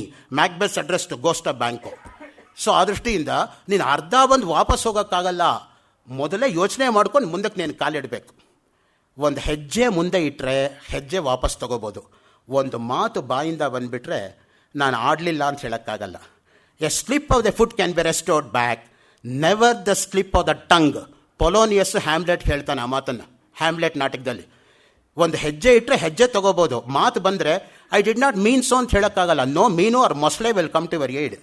ಹೇಳಿದೋ ಇಲ್ವೋ ಅಷ್ಟೇ. ಆ ದೃಷ್ಟಿಯಿಂದನೇ ಸುಖ ಎಂದರೆ ಏನು ಎಂಬತಕ್ಕಂಥದ್ದು ಮೂಲಭೂತವಾಗಿರ್ತಕ್ಕಂಥ ಪ್ರಶ್ನೆ. ಸಮಸ್ತ ವಿಚಾರಗಳು ಕೂಡ ನಮಗೆ ದೊರೆಯತಕ್ಕಂಥದ್ದು ಸಾಂಸಾರಿಕ ಸುಖದ ಅನಿತ್ಯತೆಯನ್ನು ಬಣ್ಣಿಸಿದ ಅರ್ಜುನ ಭಗವದ್ಗೀತೆಯಲ್ಲಿ ಕೃಷ್ಣನಿಗೆ ಕಿನ್ನೋ ರಾಜ್ಯೇನ ಗೋವಿಂದ ಕಿಂಭೋಗೈರ್ಜೀವಿತೇನವಾ ಅಂತ ಕೇಳ್ತಾನೆ ನೋಡಿ. ಸೊ ಈ ರಾಜ್ಯದಿಂದ ನನಗೇನಪ್ಪ ಪ್ರಯೋಜನ, ಈ ಭೋಗದಿಂದ ಏನು ಪ್ರಯೋಜನ? ಇದು ಮೂಲಭೂತವಾಗಿರ್ತಕ್ಕಂಥ ಅರ್ಜುನನ ಕಾಡಿದ ಪ್ರಶ್ನೆ. ರಾಜ್ಯ ಗೆದ್ದರೆ ನೀನು ರಾಜನಾಗ್ತೀಯ, ಸತ್ತರೆ ವೀರಸ್ವರ್ಗವನ್ನು ಪಡೀತೀಯ. ತಥೋ ಯುದ್ಧಾಯ ಯುದ್ಧಸ್ವ ಯುದ್ಧಾಯ ಕೃತ ನಿಶ್ಚಯ. ಕೃಷ್ಣ ಅದಕ್ಕೆ ಹುರಿದುಂಬಿಸಿ ಹೇಳೋದು, ಯಾಕೆ ಒದ್ದಾಡ್ತೀಯ? ಸತ್ತರೆ ವೀರಸ್ವರ್ಗ, ಅದಕ್ಕಿಂತ ಶ್ರೇಷ್ಠವಾಗಿರೋ ಸುಖನೇ ಇಲ್ಲ ಕ್ಷತ್ರಿಯನಾಗಿರೋವನಿಗೆ. ಅಧ್ಯಾಪನೆಗೆ ಶ್ರೇಷ್ಠವಾಗಿರ್ತಕ್ಕಂಥ ಸುಖ ಯಾವುದು ಅಂದರೆ ಕ್ಲಾಸಲ್ಲಿ ಪಾಠ ಮಾಡ್ತಾ ಸಾಯೋ ಹಾಗೆ. ನಮ್ಮ ತಾತ ಸತ್ತ ಹಾಗೆ ಪಾಠ ಮಾಡ್ತಾ ಮಾಡ್ತಾ ಬಿದ್ದೋ ಕ್ಲಾಸ್ ರೂಮಲ್ಲಿ ಸತ್ತೋಗ್ಬಿಟ್ರೆ that's the ideal way in which a teacher can expect a death, because they are true to their profession. ಆ ದೃಷ್ಟಿಯಿಂದ ನಮ್ಮ ಮನೇಲಿ ಎಲ್ಲರೂ ಮೇಷ್ಟ್ರಿಗಳೇ. ಹಾಗಾಗಿ 6 ಜನರೇಷನ್ನು, 2 ಗ್ರ್ಯಾಂಡ್ ಫಾದರ್ಸು, ಮತ್ತು 2 ಚಿಕ್ಕಪ್ಪಂದರು, ನಮ್ಮ ತಂದೆ, ನಮ್ಮ 2 ಸೋದರ ಮಾವಂದರು, ಎಲ್ಲರೂ ಮೇಷ್ಟ್ರಿಗಳೇ ಆಗಿರೋದ್ರಿಂದ ಅದೊಂದು ತರಹ ನಡೆಯುತ್ತೆ. ಈ ರಾಜ್ಯದ ಭೋಗಗಳಿಂದ ನಿನಗೇನು ಸುಖ ದೊರೀತಕ್ಕಂಥದ್ದು? ಯಾವುದಪ್ಪ ಸುಖ ಅಂತ ಕೇಳಿದರೆ ಹೇಳ್ತಾರೆ ನೋಡಿ, ಕರ್ತವ್ಯವನ್ನು ನೀನು ನಿರ್ವಹಿಸಬೇಕು, ಆದರೆ ಫಲದ ಬಗ್ಗೆ ಆಸೆ ಇಟ್ಕೋಬೇಡ. ಅದಕ್ಕೆ ಡ್ಯೂಟಿ ಅಂತ ಹೇಳೋದು. ಓಡ್ ಟು ಡ್ಯೂಟಿ ಅಂತಾನೆ ವರ್ಡ್ಸ್ವರ್ತ್ ಒಂದು ಓಡ್ ಬರೆದಿದ್ದಾನೆ. Duty for duty sake. ಯಾವಾಗಲೂ ಕೂಡ ಅದರಿಂದ ಏನು ಸಿಗತ್ತೆ ಅಂತಲ್ಲ, ನಿನ್ನ ಕರ್ತವ್ಯ ನೀನು ಮಾಡಬೇಕಷ್ಟೇ. ಮಾಡೋದ್ರಿಂದ ಏನು ಫಲ ಅಂತಲ್ಲ. ಕರ್ಮಣ್ಯೇವಾಧಿಕಾರಸ್ಥೆ ಮಾ ಫಲೇಶು ಕದಾಚನ. ಫಲದ ಬಗ್ಗೆ ಯೋಚನೆ ಇಟ್ಕೋಬೇಡ. John F Kennedy America president ಆದಾಗ ಒಂದು ಮಾತು ಹೇಳಿದಂತೆ, ask not the country what the country can do for you, ask what you can do for your country. ನೀನು ದೇಶಕ್ಕೆ ಏನು ಮಾಡಬೇಕು ಅಂತ ಯೋಚನೆ ಮಾಡು. ದೇಶ ನನಗೆ ಇದು ಮಾಡಲಿಲ್ಲ ಅದು ಮಾಡಲಿಲ್ಲ ಅಂತ ನೀನು ಬೆಟ್ಟು ತೋರಿಸ್ಬೇಡ. ಒಂದು ಬೆಟ್ಟು ಬೇರೆಯವ್ರ ಕಡೆ ತೋರಿಸಿದಾಗ 3 ಬೆಟ್ಟು ನನ್ನ ಕಡೆನೇ ನೋಡ್ತಾ ಇದೆ ಅನ್ನೋದನ್ನು ನಾವು ಮರಿಬಾರ್ದು ಯಾವತ್ತೂ ಕೂಡ. ಜಡ್ಜ್ ನಾಟ್ ಅದರ್ಸ್ ಲೆಸ್ಟ್ ಈ ಬಿ ಜಡ್ಜ್ಡ್. ಅದಕ್ಕೆ ಬೈಬಲಲ್ಲಿ ಆ ಮಾತು ಬರುತ್ತೆ. ಯಾವಾಗಲೂ ಕೂಡ ವ್ಯೋಮದಂತೆ ಪ್ರಶಾಂತ ಧೀರನಾಗುವುದು ಹೇಗೆ? ರಾಮ ಕೇಳ್ತಕ್ಕಂಥ ಪ್ರಶ್ನೆ. ಮೋಹದ ತಾಕಲಾಟದಿಂದ ಅವನು ಪಾರಾಗಬೇಕು. ನೋಡಿ, ಮುಖ್ಯವಾಗಿ ಅವನು ಗೆಲ್ಲಬೇಕಾಗಿರೋದು ಯಾವುದು ಅಂದರೆ ಈ ಮೋಹವನ್ನು ಗೆಲ್ಲಬೇಕು. ಹಾಗಿದ್ರೆ ಮೋಹ ಅಂದ್ರೇನಪ್ಪ? ಮೋಹ ಏವ ಮಹಾಮೃತ್ಯು ಮುಮುಕ್ಷೋರ್ವಪುರಾದಿಷು ಮೋಹೋ ವಿನಿರ್ಜಿತೋ ಏನ ಸ ಮುಕ್ತಿ ಪದ ಮೃಚ್ಛತಿ. ಯಾರು ಮುಕ್ತಿಯನ್ನು ಪಡೆಯೋಕ್ಕೆ ಸಾಧ್ಯ ಅಂದರೆ ಯಾರು ಮೋಹವನ್ನು ಗೆದ್ದಿದ್ದಾರೋ ಅವರು ಮುಕ್ತಿಯನ್ನು ಪಡೆಯೋದಕ್ಕೆ ಸಾಧ್ಯ. ಅದೇ ಮಹಾಮೃತ್ಯು ಅಂತ ಹೇಳ್ತಾ ಇದ್ದಾನೆ ಅವನು. ಮೋಹ ಏವ ಮಹಾಮೃತ್ಯು, ಬರೀ ಮೃತ್ಯು ಅಲ್ಲ ಅದು. ಮೋಹೋ ವಿನಿರ್ಜಿತೋ ಏನ, ಯಾರು ಮೋಹವನ್ನು ಗೆದ್ದಿದ್ದಾರೋ ಸ ಮುಕ್ತಿ ಪದ ಮೃಚ್ಛತಿ. ಅದಕ್ಕೆ ಸತ್ಸಂಗತ್ವೇ ನಿಸ್ಸಂಗತ್ವಂ, ನಿಸ್ಸಂಗತ್ವೇ ನಿರ್ಮೋಹತ್ವಂ, ನಿರ್ಮೋಹತ್ವೇ ನಿಶ್ಚಲಿತತ್ವಂ, ನಿಶ್ಚಲಿತತ್ವೇ ಜೀವನ್ಮುಕ್ತಿ. ಅದಕ್ಕೆ ಭಜಗೋವಿಂದ ಸ್ತೋತ್ರದಲ್ಲಿ ಎಷ್ಟು ಸುಲಭವಾಗಿ ಹೇಳಿದ್ದಾರೆ ನೋಡಿ ಆ ಮಾತು. ಚಿಕ್ಕ ಮಕ್ಕಳಿಗೆ ಅನಕ್ಷರಸ್ಥರಿಗೂ ಕೂಡ ಅಪೀಲ್ ಆಗ್ತಕ್ಕಂಥದ್ದು ಯಾವುದಪ್ಪ ಅಂದರೆ ಭಜಗೋವಿಂದ ಸ್ತೋತ್ರ. ಬಾಲರಲ್ಲಿ ಬಾಲಕರಿಗೆ, ಅಲ್ಲಿಂದ ಹಿಡಿದು ತುಟ್ಟ ತುದಿಯಾಗಿರ್ತಕ್ಕಂಥ ಪ್ರಸ್ಥಾನತ್ರಯ ಭಾಷೆಗಳ ತನಕ ಆಚಾರ್ಯ ಶಂಕರರ ವ್ಯಾಪ್ತಿ ಅನ್ನೋದು ಅವರ 16ನೇ ವಯಸ್ಸಿನಲ್ಲಿತ್ತು. ಜ್ಞಾಪಕ ಇಟ್ಕೊಳ್ಳಿ. ಅಷ್ಟವರ್ಷೇ ಚತುರ್ವೇದಿ. 8 ವಯಸ್ಸಿಗೆ 4 ವೇದಗಳು ಕರ್ತಲಾಮಲಕವಾಗಿತ್ತು ಶಂಕರಾಚಾರ್ಯರಿಗೆ. 12 ಸರ್ವಶಾಸ್ತ್ರವಿತ್. 12ನೇ ವಯಸ್ಸಿಗೆ ಎಲ್ಲ ಶಾಸ್ತ್ರಗಳು ಅವರ ಅಧೀನದಲ್ಲಿತ್ತು. 16 ಕೃತವಾನ್ ಭಾಷ್ಯಂ. 16ನೇ ವಯಸ್ಸಿನಲ್ಲಿ 700 ಭಗವದ್ಗೀತೆ ಶ್ಲೋಕಗಳು, 555 ಬ್ರಹ್ಮಸೂತ್ರಗಳು, 10 ಉಪನಿಷತ್ತುಗಳು, ವಿಷ್ಣು ಸಹಸ್ರನಾಮ, ಸನತ್ಸು ಜಾತೀಯಕ್ಕೆ ಭಾಷ್ಯ ಬರೆದ ವಯಸ್ಸು 16. ಇನ್ನು 16 ವರ್ಷ ಆಸೇತು ಹಿಮಾಚಲ ಪರ್ಯಂತ ಕಾಲ್ನಡಿಗೆಯಲ್ಲಿ ನಡೆದು 4 ಆಮ್ನಾಯ ಪೀಠಗಳನ್ನು ಸಂಸ್ಥಾಪನೆ ಮಾಡಿ 4 ಜನ ಶಿಷ್ಯರನ್ನು ನೇಮಕಾತಿ ಮಾಡಿ 4 ವೇದಗಳ ಪುನರುದ್ಧಾರಕ್ಕೋಸ್ಕರ ಅವಿಚ್ಛಿನ್ನವಾಗಿ, ಅಸ್ಖಲಿತವಾಗಿ, ಅನನ್ಯಾದೃಶವಾಗಿ, ಅಮೋಘವಾಗಿ ಗುರು ಶಿಷ್ಯ ಪರಂಪರೆ ಎಂಬತಕ್ಕಂಥ ನಡ್ಕೊಂಬರೋದಕ್ಕೆ ಕಾರಣೀಭೂತರಾದರು. ಆ ದೃಷ್ಟಿಯಿಂದ ಅದು ಆಚಾರ್ಯ ಶಂಕರ್ ಹೇಳೋದು. ಅದಕ್ಕೆ ಹೇಳೋದು ಶಂಭೋರ್ ಮೂರ್ತಿಶ್ಚರತಿ ಭುವನೆ ಶಂಕರಾಚಾರ್ಯ ರೂಪ. ಸಾಕ್ಷಾತ್ ಪರಮೇಶ್ವರನೇ ಶಂಕರ್ ರೂಪದಲ್ಲಿ ಜನ್ಮ ತಾಳಿದ್ದು ಅಂತ. ಇಲ್ಲಿ ಯಾವ ಮನುಷ್ಯ ಮಾಡೋಕ್ಕೆ ಸಾಧ್ಯ? ಅದು ಈಗಿರ್ತಕ್ಕಂಥ ನಮ್ಮ ಎಲ್ಲ ವೈಜ್ಞಾನಿಕ ಉಪಕರಣಗಳು ಇಟ್ಕೊಂಡ್ರೂ ಕೂಡ ನೀವು ಇಲ್ಲಿಂದ ಕಾಶಿಗೆ ಹೋಗೋದಕ್ಕೆ ಪ್ಲೇನಲ್ಲಿ ಹೋದರೂ ಕೂಡ 2 ಗಂಟೆ 37 ನಿಮಿಷ ನೆಟ್ಟಿಗೆ ಫ್ಲೈಟ್ ಹೋದರೆ, ಏನು ಅಬ್ಸ್ಟ್ರಕ್ಷನ್ ಇಲ್ಲದೆ ಲ್ಯಾಂಡಿಂಗ್ ಆದರೆ 2 hours 37 minutes ಯು ಟೇಕ್. ಅಲ್ಲಿಂದ ಏರ್ಪೋರ್ಟಿಂದ ನೀವು ಕಾಶಿ ವಿಶ್ವನಾಥನ ದೇವಸ್ಥಾನ ಮಾಡೋದಕ್ಕೆ it takes 1 hour and 42 minutes by car. ಆಯಿತಾ? ಹೀಗಿರುವಾಗ ಆಗಿನ ಕಾಲದಲ್ಲಿ ಅವರು ಕಾಲ್ನಡಿಗೆಯಲ್ಲಿ ನಡ್ಕೊಂಡು ಹೋದರು ಅಂದರೆ 13 ಶತಮಾನಗಳ ಹಿಂದೆ ಎಂಥ ಅಚ್ಚರಿಯಾಗಿರ್ತಕ್ಕಂಥ ಸಂಗತಿ ನೋಡಿ. ಅದಕ್ಕೆ ಹೇಳ್ತಾರೆ ನೋಡಿ, ಸತ್ಸಂಗ ಅನ್ನೋದು ಕಲಿಯುಗದಲ್ಲಿ ಅತ್ಯಂತ ಅವಶ್ಯಕವಾಗಿ ಬೇಕಾಗಿರೋದು. ಒಂದೇ ವಿಷಯದ ಬಗ್ಗೆ 10 ಜನ ಮಾತಾಡಿದರೂ ಕೂಡ ನೀವು ಹೋಗಿ ಕೇಳಬೇಕು ಅದನ್ನು. ಯಾಕೆ ಅಂತ ಹೇಳಿದ್ರೆ ಒಬ್ಬರು ಹೇಳಿದ ಹಾಗೆ ಇನ್ನೊಬ್ಬರು ಹೇಳೋಕ್ಕಾಗಲ್ಲ. ಏಕೆಂದರೆ ಅವರ ವ್ಯಕ್ತಿತ್ವವೇ ಬೇರೆ, ಅವರ ಔಟ್ಪುಟ್ಟೇ ಬೇರೆ, ಅವರ ಬ್ಯಾಕ್ಗ್ರೌಂಡೇ ಬೇರೆ, ಅವರ ಓದೇ ಬೇರೆ, ಅವರ ನೆನಪಿನ ಶಕ್ತಿನೇ ಬೇರೆ. ಹಾಗಾಗಿ ಪ್ರತಿಯೊಬ್ಬರೂ ಕೂಡ ಬೇರೆ ಬೇರೆಯಾಗಿ ಹೇಳ್ತಾರೆ. ಆ ದೃಷ್ಟಿಯಿಂದ ಎಲ್ಲ ಕಡೆಯಿಂದನೂ ಒಂದೊಂದು ಅಂಶ ನಾವು ಸ್ವೀಕರಿಸಬೇಕು. ಹೇಗೆ ಅಂದರೆ ದುಂಬಿ ಒಂದು ಹೂವಿನಿಂದ ಮತ್ತೊಂದು ಹೂವಿಗೆ ಹೋಗಿ ಮಕರಂದವನ್ನು ಸ್ವೀಕರಿಸಿ ಒಟ್ಟು ಮಕರಂದ ಶೇಖರಣೆ ಮಾಡೋ ಹಾಗೆ ಜ್ಞಾನ ದಾಹ ಅನ್ನೋದು ಆ ರೀತಿಯಾಗಿರಬೇಕು. ನನಗೆ ಇವತ್ತು ಅನಿಸುತ್ತೆ, ವ್ಯಾಸಪೀಠದಲ್ಲಿ ನಿಂತ್ಕೊಂಡು ಕೂತ್ಕೊಂಡು ಪಾಠ ಮಾಡೋ ಯೋಗ್ಯತೆ ನನಗಿನ್ನ ಬಂದಿಲ್ಲ. ಅಲ್ಲಿ ಕೂತ್ಕೊಂಡು ನೋಟ್ಸ್ ಮಾಡಬೇಕು ಅಂತಲೇ ನನಗೆ ಆಸೆ. ಏನು ಮಾಡೋದು, ಇಲ್ಲಿ ತಂದು ನಿಲ್ಲಿಸ್ಬಿಟ್ಟಿದ್ದಾರೆ, ಅದರಿಂದ ಮಾತಾಡಬೇಕಷ್ಟೆ. ನಾನು 30 ವರ್ಷ 15 ಜನ ಉಪನ್ಯಾಸಕರ ಹತ್ರ ದಿನ ಸಂಜೆ ಪ್ರವಚನಗಳು ಕೇಳಿ ನೋಟ್ಸ್ ಮಾಡಿಕೊಂಡು ಅದನ್ನು ನಿಮ್ಗೆ ಒಪ್ಪಿಸ್ತಾ ಇದ್ದೀನಿ. ನಾನು ಕಳ್ಳ, ನಾನು ಎಲ್ಲರಿಂದ ಕದ್ದಿರ್ತಕ್ಕಂಥ ಜ್ಞಾನ ಇದು ನಿಮಗೆ ಒಟ್ಟಿಗೆ ಕೊಡ್ತಾ ಇದ್ದೀನಿ ಅಷ್ಟೇ. ಸೊ ಆ ದೃಷ್ಟಿಯಿಂದ ಆ ನೋಟ್ಸ್ ಮಾಡಿಕೊಳ್ಳದೆ, ಆ ರೆಫರೆನ್ಸಸ್ ವರ್ಕ್ ಮಾಡದೆ ನಾನು ಬರೋದಿಲ್ಲ. ಯಾಕೆಂದರೆ ನಾನು ಮಾಡಿಕೊಂಡಿರೋ ನೋಟ್ಸು ಆ ಎಲ್ಲ ಮಹನೀಯರ ಜ್ಞಾನ ತಮಗೆ ದಕ್ಕಬೇಕು ನಮ್ಮ ಮಹದಾಸೆ ನನಗಷ್ಟೇ. ಯಾಕೆಂದ್ರೆ ನನಗೇನೂ ಇಲ್ಲ, ಸ್ವಂತ ನಾನು ಎಂಟಿ ಹೆಡೆಡು, ನನ್ನ ತಲೆಯಲ್ಲಿ ಏನೂ ಇಲ್ಲ. ಯಾರ್ಯಾರಿಂದ ಏನೇನು ಕಲ್ತ್ಕೊಂಡಿದ್ದೀನೋ ಅದನ್ನು ನಿಮ್ಗೆ ಒಪ್ಸೋದು ಅಷ್ಟೇ. ಕೆರೆಯ ನೀರನ್ನು ಕೆರೆಗೆ ಚೆಲ್ಲಿ ಅಷ್ಟೇ ನಾನು ಮಾಡ್ಕೊಂಡಿರೋದು. ಇಲ್ಲಿ ಕೇಳಿದ್ದೀನಿ, ಇಂಡಿಯನ್ ಇನ್ಸ್ಟಿಟ್ಯೂಟ್ ಆಫ್ ವರ್ಲ್ಡ್ ಕಲ್ಚರಲ್ಲಿ ಕೇಳಿದ್ದೀನಿ, ಪಂಡಿತ ರಾಜ NT ಶ್ರೀನಿವಾಸ ಅಯ್ಯಂಗಾರ್ ಕೇಳಿದ್ದೀನಿ, ರಂಗನಾಥ ಶರ್ಮರ ಭಾಷಣ ಕೇಳಿದ್ದೀನಿ, ಅಗ್ನಿಹೋತ್ರಗಳ ಭಾಷಣ ಕೇಳಿದ್ದೀನಿ, ಸಾಣೂರು ಭೀಮಭಟ್ರ ಭಾಷಣ ಕೇಳಿದ್ದೀನಿ, ರಂಗಪ್ರಿಯ ಸ್ವಾಮಿಗಳಿಗೆ ಸಾಕ್ಷಾತ್ ಶಿಷ್ಯ, ಎಲ್ಲ ಶೇಷಾಚಲ ಶರ್ಮರ ಶಿಷ್ಯ, ಎಲ್ಲರೂ ಉಪನ್ಯಾಸಗಳನ್ನು ಕೇಳಿಕೊಂಡು ಬ್ರ್ಯಾಕೆಟಲ್ಲಿ ನೋಟ್ಸ್ ಮಾಡಿಕೊಂಡು ಡೇಟ್ಗಳು ಹಾಕ್ಕೊಂಡು ಪ್ಲೇಸ್ ನೇಮ್ ಬರ್ಕೊಂಡು ಮನೆಗೆ ಹೋಗಿ ಕ್ರಾಸ್ ರೆಫರೆನ್ಸ್ ಹುಡುಕಿ ಏನೋ ಕೈಯಲ್ಲಿ ಆದಷ್ಟು ಪ್ರಿಪೇರ್ ಮಾಡ್ಕೊಂಡು ಬರ್ತೀನಿ ನಾನು ಕೂಡ. ಆ ದೃಷ್ಟಿಯಿಂದ ಮುಖ್ಯವಾಗಿ ನಮಗೆ ಆ ಒಂದು ಕಾಳಜಿ ಅನ್ನೋದು ಇರಬೇಕು. ನೋಡಿ, ಈ ಮೋಹ ಎಂಬತಕ್ಕಂಥದ್ದು ಗೆಲ್ಲಬೇಕಾದ್ರೆ ಹೇಗಿರುತ್ತೆ ಅಂದರೆ, ದಾರಿತ ಮೋಹ ಮದೇಭ್ಯ ದೂರೀಕೃತ ಸಕಲ ದುರಿತ ಶಾರ್ದೂಲ ವಿಬುಧೋತ್ತಮ ಸಿಂಹವರಹ ವಿಹರತಿ ಆನಂದ ವಿದತ ಕಾಂತಾರೆ. ಆತ್ಮವಿದ್ಯಾವಿಲಾಸದಲ್ಲಿ ಸದಾಶಿವ ಬ್ರಹ್ಮೇಂದ್ರರು ಹೇಳ್ತಕ್ಕಂಥ ಮಾತು. ನಾನು ಯಾಕೆ ಸದಾಶಿವ ಬ್ರಹ್ಮೇಂದ್ರನ ಕೋಟ್ ಮಾಡ್ತೀನಿ ಅಂದರೆ, ಯೋಗದಲ್ಲಿ ಅವರು ಎಷ್ಟು ಸಿದ್ಧಹಸ್ತರೋ ಅಷ್ಟೇ ವೇದಾಂತದಲ್ಲೂ ಕೂಡ ಸಿದ್ಧಹಸ್ತರಾಗಿದ್ದಂತಹ ಅವಧೂತ ಶಿರೋಮಣಿಗಳು ಸದಾಶಿವ ಬ್ರಹ್ಮೇಂದ್ರರು. ನಾನು ನಿನ್ನೆ ನಿಮಗೆ ಹೇಳಿದ್ದೀನಿ ಅವರ ಬಗ್ಗೆ 2-3 ಘಟನೆಗಳು ಹೇಗೆ ನಡೀತು ಅನ್ನೋದಕ್ಕೆ, ದೇಹ ಮೋಹ ಅವರಿಗೆ ಹೇಗೆ ಎಳ್ಳಷ್ಟೂ ಇರಲಿಲ್ಲ ಅನ್ನೋದಕ್ಕೆ. ಅದಕ್ಕೆ ಗುರುಗಳಾಗಿರ್ತಕ್ಕಂಥ ಪರಮಶಿವೇಂದ್ರರು ಸದಾಶಿವ ಬ್ರಹ್ಮೇಂದ್ರನ ಮೇಲ್ಗಡೆ ಕೂಡಿಸಿ ತಾವು ಕೆಳಗಡೆ ನಿಂತ್ಕೊಂಡು ಪಾಠ ಮಾಡ್ತಾಯಿದ್ರಂತೆ. ಮಿಕ್ಕ ಶಿಷ್ಯರೆಲ್ಲ ಕೇಳಿದ್ರಂತೆ, ಇದೇನು ತಲೆಕೆಳಕಾಗಿದೆಯಲ್ಲ, ಗುರುಗಳ ಸ್ಥಾನ ಏನು, ಶಿಷ್ಯನ ಸ್ಥಾನ ಏನು? ಪರಮಶಿವೇಂದ್ರ ಹೇಳಿದಂತೆ, ನೋಡಪ್ಪ, ನಾನು ಕೇವಲ ಪುಸ್ತಕ ಪಾಠ ಅವನಿಗೆ ಮಾಡ್ತಾ ಇದ್ದಾನೆ ಹೊರತು ಅವನು ಅನುಷ್ಠಾನ ಅನುಭವದಲ್ಲಿ ನನ್ನನ್ನು ಮೀರಿ ಮೇಲಕ್ಕೆ ಹೋಗ್ಬಿಟ್ಟಿದ್ದಾನೆ. ಆ ದೃಷ್ಟಿಯಿಂದ ನನ್ನ ಸ್ಥಾನ ಇಲ್ಲೇ ಇರಬೇಕು, ಅವನ ಸ್ಥಾನ ಅಲ್ಲೇ ಇರಬೇಕು ಅಂತ. ಕಾಡಿಂದ ಕಾಡಿಗೆ ಅವರು ಆತ್ಮ ಬ್ರಹ್ಮ ಅಂತ ಅಲೀತಾ ಇದ್ದಾಗ ಶಿಷ್ಯರು ಬಂದು ಗುರುಗಳಿಗೆ ದೂರು ಕೊಟ್ಟರಂತೆ, ನಿಮ್ಮ ಶಿಷ್ಯನಿಗೆ ಹುಚ್ಚಿಡಿದು ಬಿಟ್ಟಿದೆ, ಆತ್ಮ ಬ್ರಹ್ಮ ಅಂತ ಅಲೀತಾ ಇರ್ತಾನೆ, ಅವನಿಗೆ ಈ ಲೋಕದ ಜ್ಞಾನವೇ ಇಲ್ಲ ಅಂತ. ಆಗ ಗುರುಗಳು ಹೇಳಿದ್ರಂತೆ, ಯಾವ ಆಧ್ಯಾತ್ಮಿಕ ಹುಚ್ಚು ನನ್ನ ಶಿಷ್ಯನಿಗೆ ಹಿಡೀತೋ ಆ ಹುಚ್ಚಿನ ನನಗೆ ಹಿಡೀಲಿಲ್ವಲ್ಲಪ್ಪ, ನನ್ನ ಶಿಷ್ಯನೇ ಧನ್ಯ ಅಂತ ಹೇಳಿದಂತೆ. ಉನ್ಮತ್ತವತ್ ಸಂಚರತೀಹ ಶಿಷ್ಯ ತವೇತಿ ವಚಾಂಸಿ ಇದಾನೀಂ ಶೃಣ್ವನ್ ಖಿದ್ಯನ್ನುವಾಚಾಸ್ಯ ಗುರುಪುರಾಹೋ ಉನ್ಮತ್ತತಾಮೇನಹಿ ತಾದೃಶೀತಿ. ಶೃಂಗೇರಿ ಶಾರದಾ ಪೀಠದ 33ನೇ ಜಗದ್ಗುರುಗಳಾಗಿದ್ದಂತಹ ಸಚ್ಚಿದಾನಂದ ಶಿವಾಭಿನವ ನರಸಿಂಹ ಭಾರತಿ ಮಹಾಸ್ವಾಮಿಗಳು ಸದಾಶಿವೇಂದ್ರರ ಮೇಲೆ ಬರೆದಿರ್ತಕ್ಕಂತಹ ಸದಾಶಿವೇಂದ್ರ ಸ್ತುತಿ ಎಂಬತಕ್ಕಂಥ ಗ್ರಂಥದ 65 ಶ್ಲೋಕದಲ್ಲಿ 32ನೇ ಶ್ಲೋಕ ಇದು ಅಂತ ನನ್ನ ನೆನಪು. ಆ ದೃಷ್ಟಿಯಿಂದ ಮುಖ್ಯವಾಗಿ ಯಾವ ಮಟ್ಟದಲ್ಲಿ ಇದ್ದರು ಅವರು ಅಂತ ಹೇಳೋದಕ್ಕೆ, ಆ ಮಟ್ಟ ಹೇಗಿರುತ್ತೆ ಅಂತ ನಾವು ಊಹೆ ಮಾಡ್ಕೊಳ್ಳೋಕ್ಕೂ ಆಗೋದಿಲ್ಲ. ಅದಕ್ಕೆ A genius is 1% inspiration and 99% perspiration ಅಂತ ಅದಕ್ಕೆ ಹೇಳೋದು. ನಾವು ಎಲ್ಲರನ್ನೂ ಕೂಡ ನಮ್ಮ ಮಟ್ಟದಲ್ಲೇ ಅಳಿಯೋಕ್ಕೆ ಹೋಗ್ತೀವಿ ನೋಡಿ, ಅದು ತಪ್ಪು. ಯಾಕಂದರೆ ಅವ್ರ ಮಟ್ಟವೇ ಬೇರೆ, ನಮ್ಮ ಮಟ್ಟವೇ ಬೇರೆ. ನಮ್ಮ ಅಲ್ಪ ಬುದ್ಧಿಯಿಂದ ಆ ಮಹಾನ್ ಶಕ್ತಿಯನ್ನು ಅಳಿಯೋಕ್ಕಾಗತ್ತಾ? ಅದಕ್ಕೆ ಅರವಿಂದ ಅವರು ಬರೆಯೋದು, when individual consciousness merges with universal consciousness, what remains is only consciousness, which one should not even be conscious of ಅಂತ. That is the level of Aurobindo. ಒಂದು ಸೆಂಟೆನ್ಸ್ ಅರ್ಥ ಮಾಡ್ಕೊಳ್ಳೋಕ್ಕೆ ನಾವು ತಲೆಯೆಲ್ಲ ಚಚ್ಕೋಬೇಕು.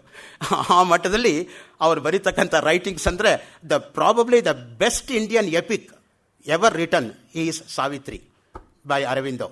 ವಾಟ್ ಎ ಕ್ಲಾಸಿಕ್ ಎಪಿಕ್ ಅದು. ಒಂದು ಕಡೆ ಜೇಮ್ಸ್ ಜಾಯ್ಸ್ ಯುಲಿಸಿಸ್ ಇದ್ದರೆ, ಇನ್ನೊಂದು ಕಡೆ ಅರವಿಂದ್ ಅವರ Savitri. The two greatest epics in English literature ಅಂತ ನಾನು ಅಂದ್ಕೊಂಡಿದ್ದೀನಿ.